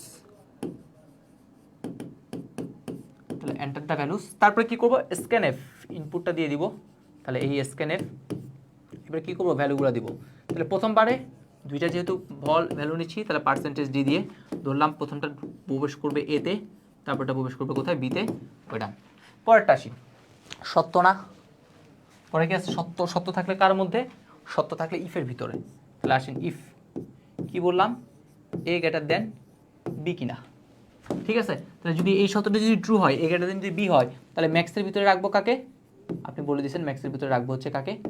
একে। আর যদি শর্তটা যদি মিথ্যা হয়, না হয়, না না মিথ্যা, তাহলে এলস, তাহলে অন্যথায়, অন্যথায় কি করব? অন্যথায় আমরা রাখবো ম্যাক্সের ভিতরে কাকে? ম্যাক্সের ভিতরে রাখবো হচ্ছে আমরা বিকে। যেহেতু একটা স্টেটমেন্ট তাই আমি সেমিকোলন দিলাম না, দিলেও কোনো সমস্যা নাই, আপনার চাইলে এখানে একটা সেমিকোলন বলতেছি, সেকেন্ড ব্র্যাকেট দিতে পারেন। ওকে, তাহলে আমাদের এতটুকু অংশ শেষ। তারপরে কি সত্য দুইটা না, দুইটাকে এখনই একত্র করে ফেললাম একটা দিয়ে, তাহলে আপনি আবার এখানে একটা সত্য দেন, ইফ আরেকটা সত্য, আবার সেই সত্য ইফ। এবার সত্যটা কি? সত্যটা হচ্ছে এরকম, এক্সকে আপনি ভাগ করবেন এ দ্বারা, বলবেন ইকুয়াল টু, ইকুয়ালের জন্য কিন্তু দুইটা ইকুয়াল দিতে হবে, জিরো কিনা, এটা হচ্ছে আপনার প্রথম সত্য। এক্সকে আপনি ভাগ করবেন কত দ্বারা? এ দ্বারা, যেটাকে আপনি দিয়ে বলবেন কি যে এটা ইকুয়াল জিরো হচ্ছে কিনা, তাহলে এটা হচ্ছে আমাদের প্রথম জিনিস। তারপরে এইখানে থাকবে আরেকটা সত্য কি হবে? শুরু হবে, ঠিক আছে। তারপর কি? তারপর হচ্ছে আমাদের এন্ড দিতে হবে, তাহলে এই হইতেছে এন্ড, কারণ আমি কিছুক্ষণ আগে দেখালাম এন্ড কেন দিতে হবে। তারপরে এবার এক্সকে আবার আমি ভাগ করব কি দ্বারা? বি দ্বারা। এক্সকে আমি বি দ্বারা ভাগ করে দেখবো জিরো হয় কিনা। ওকে, এক্সকে আমি আবার ভাগ করবো কি দ্বারা? এক্সকে আমি ভাগ করবো হচ্ছে ইকা দ্বারা, দেখবো আমি জিরো হয় কিনা। তাহলে এই দেখেন, একবার এ দ্বারা ভাগ করব, একবার বি দ্বারা ভাগ করব, দেখবো জিরো হয় কিনা। যদি হয়, এই সত্যটা যদি ট্রু হয়, তাহলে এটা কি? এলসিএম। তাহলে এই সত্যটা যদি ট্রু হয়, তাহলে আমরা কি লিখবো? আমরা এখানে লিখে দিব হচ্ছে প্রিন্ট এফ, আমরা এখানে লিখে দিব প্রিন্ট এফ, কি লিখে দিব? প্রিন্ট এফ, আমরা লিখে দিব হচ্ছে এটা LCM is equal percentage D, কার মানটা বসবে? এক্স এর মানটা, এক্স এর মানটা এখন এলসিএম হিসেবে কি করতেছে? কাজ করতেছে। ওকে, আর যদি এই সত্যটা যদি মিথ্যা হয়, এটা যদি মিথ্যা হয়, মিথ্যা হলে কি করবে? আগে এক বাড়াবে। মিথ্যা হইলে আগে কাজ কি ভাইয়া বলেন? আপনি বলেন, মিথ্যা হইলে আগে কি করবে? এক বাড়াবে। মিথ্যা হইলে আগে সে কি করবে? এক বাড়াবে। তাহলে আগে মিথ্যা, এলস, মিথ্যার জন্য কি করতে হবে? আগে এলস, অন্যথায়, অন্যথায়, অন্যথায় সে কি করবে? অন্যথায় সে আগে কি করে দিবে? আগে এক বাড়াই দিবে। তাহলে আগে এক বাড়াই দেন, তাহলে x equal to x plus one, আগে সে এক বাড়াই দিল। তারপরে কি করতে হবে ভাইয়া? তারপর সে আবার সত্যের কাছে আসবে না। তাহলে দেখেন সে এখানে আছে, কিন্তু সে আবার কোথায় যেতে যাচ্ছে? এখানে নিচ থেকে আবার উপরে উঠতে হবে। তাহলে নিচ থেকে উপরে ওঠার জন্য কোনো না কোনো কিছুকে তো আমরা লাগবেই, তাই না? নিচ থেকে উপরে ওঠার জন্য কিছু না কিছু লাগবে না? লাগবে। এই লাগার জন্য একটা হেল্প করবে, জানেন? একটা জাম্পিং স্টেটমেন্ট আছে, একটা কি আছে? Jumping statement. আমরা ওই for loop, while loop, do while লুপের সাথে আমরা আরেকটা জিনিস করছিলাম, সেটা হচ্ছে কি? সেটা হচ্ছে আমাদের, মানে আমরা ওটা পড়াই নাই যেহেতু এবার সিলেবাসে নাই, ওটা ছিল ইফ গো টু স্টেটমেন্ট। কি বললাম? If go to statement. গতবারের পাওয়ার প্লেতে আপনারা পাইয়ে যাবেন আর কি, ঠিক আছে, যদি ওটা নিয়ে ইন্টারেস্ট বুঝতে চান। তো জাস্ট একটু করে বলে, ইফ গো টুর কাছে জাম্প করা, সে কি করে? জাম্প করে। ওকে, আচ্ছা, তাই আমার এখন কি করবো? আমি এইখানে জাম্প করবো না, তাহলে এইখানে জাম্প করার জন্য আমি জাস্ট একটা এক্সট্রা লাইন লিখি, সেটা হচ্ছে এইখানে একটা কিছু, সামনে একটা কিছু লিখে দিবেন। সাপোজ এখানে আমি একটা লিখলাম লেভেল, এনে কি দিলাম? লেভেল। তাহলে এই নাম একটা লেখার পর আপনার সবার আগে কাজ কি জানেন? এইখানে একটা কি, কোথায়? কোলন দিতে হয়। আর এইখানে কি দিবেন জানেন? এইখানে আপনি দিবেন হচ্ছে গো টু, চলে যাও। কোথায় চলে যাও? এই লেভেলের মধ্যে চলে যাও। তাহলে এইখানে যে লেভেলটা লিখছিলেন, এইখানেও সেম নাম, এখানে যে নাম, এখানেও সেম নাম। প্রথমটাতে কোলন, তারপরটাতে সেমিকোলন, কাজ শেষ। ওকে, তারপরে দেখেন এটা তাহলে কি করলো? যদি এই সত্যটা ট্রু হয়, তাহলে ওইটা আনলো, যদি না হয় মিথ্যা, অন্যথায়, তাহলে এলস, এক্সের মান আগে এক বাড়াবে। তারপর দেখতে পাচ্ছে গো টু লেভেল, এই লেভেলের কাছে যাও, সাই করে সে কী করবে? লেভেলের কাছে চলে আসবে, ফাল দিয়ে সাই করে সে এখানে চলে আসবে, ঠিক আছে। তাহলে এইভাবে করবে। তারপরে প্রোগ্রামটা শেষ। তাহলে প্রোগ্রাম শেষ করার আগে কি করতে হয়? প্রোগ্রাম শেষ করার আগে আমাদের রিটার্ন জিরো দিয়ে দিতে হয়। তাহলে রিটার্ন কি ভাইয়া? রিটার্ন জিরো দিয়ে প্রোগ্রামটা শেষ। এই হইতেছে আমাদের প্রবলেমটা। তাহলে এখান থেকে একটা extra line, if go two মানে লেভেল, এই যে এই দেখেন এই ইফ, ঠিক আছে, আলটিমেটলি সত্যের সাথে থাকে আর কি, যদিও। তাহলে আমাদের এই যে গো টু স্টেটমেন্ট যেটা আছে, সেই গো টু স্টেটমেন্টটা আমরা এখানে ইউজ করলাম। তাহলে এটা কাজ কি? জাম্প করবে এক জায়গা থেকে, দেখবেন সে আপনাকে অন্য জায়গায় নিয়ে যাবে। ধরুন আপনি যখন এইখানে যদি আবুল লিখেন, তাহলে গো টু কি দিবেন? আবুল। তাহলে সে কী করবে? এই আবুলের কাছে এসে আবুলের যে কাজগুলো আছে সেগুলো আবার কি করতে থাকবে? করতে থাকবে, ঠিক আছে। সো আশা করি আমরা এই জিনিসটা বুঝতে পারছি। এগুলো তো একদম ইজি ছিল, জাস্ট এই লাইনটাতে একটু ঝামেলা হতে পারে। তো এই জিনিসটাই একটু করে কী করলাম? বলে দিলাম। আমাদের মোটামুটি আজকের ক্লাসটা শেষ। এখন আমরা একটু কিছু সিকিউ সলভিং দেখব। মেইনলি আগের বছরের কোশ্চেনগুলো রাখছি, 25 সালের কোশ্চেনগুলো আমরা হচ্ছে নেক্সট ক্লাসে আপনাদের একসাথে কী করবো দেখাই দিব। সো অলরেডি এখন দেখবেন আমি শুধু আপনাকে জাস্ট কয়টা লাইন বলবো, কি জানেন? বলবো হ্যাঁ ডান ডান ডান, এই কথাই বলবো। দেখেন কি বলছে? বিপিএলে তামিম করলো 80, সাকিব করলো 80 রান, তাহলে এটাকে এ ধরেন। মুশফিক করলো 90 রান, ধরেন হচ্ছে বি। আর তামিম করলো 95 রান, ধরেন হচ্ছে সি। উদ্দীপকের ব্যাটসম্যান ধরে রানের গড় বের করার অ্যালগোরিদম। তাহলে অ্যালগোরিদম বের করতে বসে ভাইয়া পারি না, a plus B plus C divided by কত 3, এটাই তো সূত্র গড় বের করার। শেষ। পরেরটা, উদ্দীপকের 3 জন ব্যাটসম্যানের মধ্যে কে বেশি রান করছে তা তুমি আগেই লিখে ফেলো। মনে করি সাকিব রান করছে a = 80, মুশফিক হচ্ছে এত, c = এত, তারপরে যে জিনিসটা করেছি সেভাবে তুমি করে ফেলো, ঠিক আছে? অথবা তুমি ডিরেক্ট ওই আগের মধ্যে লিখে দিবা ইন্টিজার কত a = কত, a = হচ্ছে 80, b = কত, b = হচ্ছে 90, c = কত, c = 95, এই শেষ। এরপরে তুমি ওই আগের মতো তুলনা করবা, আর এই মানে মানগুলো নিয়ে আর লিখতে হবে না, তুমি তোমার মতো তুলনা করবে। ইনপুটের অংশ বাদ, ইনপুটের অংশ যদি বাদ দাও তাহলে সবার আগে আসবে ইফ, যেহেতু ইনপুট এখানে তো আসেই, তাহলে এবার আসবে ইফ। ইফ কি, ইফ হচ্ছে তুমি ওই জিনিসটা নিয়ে কথাবার্তা বলবা, a > b কিনা, এবং এবং কি a > c কিনা। যদি এটা ট্রু হয় তাহলে আনসার, না হলে আবার এটা ট্রু হলে কি করতে হবে, প্রিন্ট এফ।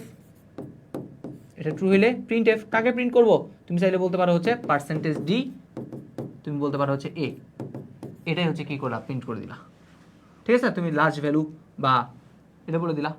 আর যদি না হয় তাহলে এলস, তারপর আবার তুলনা হবে কার মধ্যে, বি আর সি এর মধ্যে, এরকম করে জাস্ট খালি করতে থাকবা। তাহলে এই জিনিসটাও কি আমাদের, এই জিনিসটা হচ্ছে আমাদের ডান।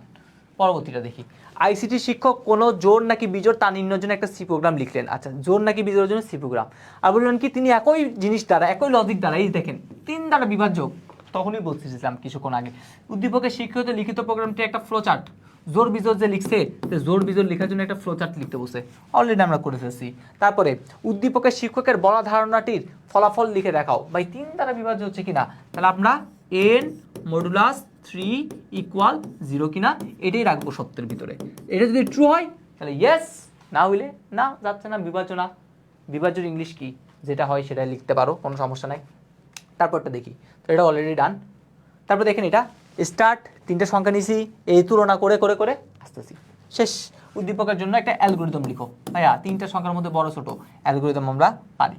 তারপরে উদ্দীপকের বর্ণিত সমস্যাটা সমাধানের জন্য একটা সি প্রোগ্রাম লিখো। অলরেডি 2টা জিনিসই শিখেছি, তাহলে এটা আমরা পারি। পরবর্তীটা দেখেন, প্রোগ্রাম শুরু, XYZ এর মান এই দেখেন, তুলনা, তাহলে আলটিমেটলি বড় ছোট নির্ণয় করতেছে, কি করতে বসে, ফ্লো চার্ট। ওকে ভাইয়া, ফ্লো চার্ট আমরা শিখছি।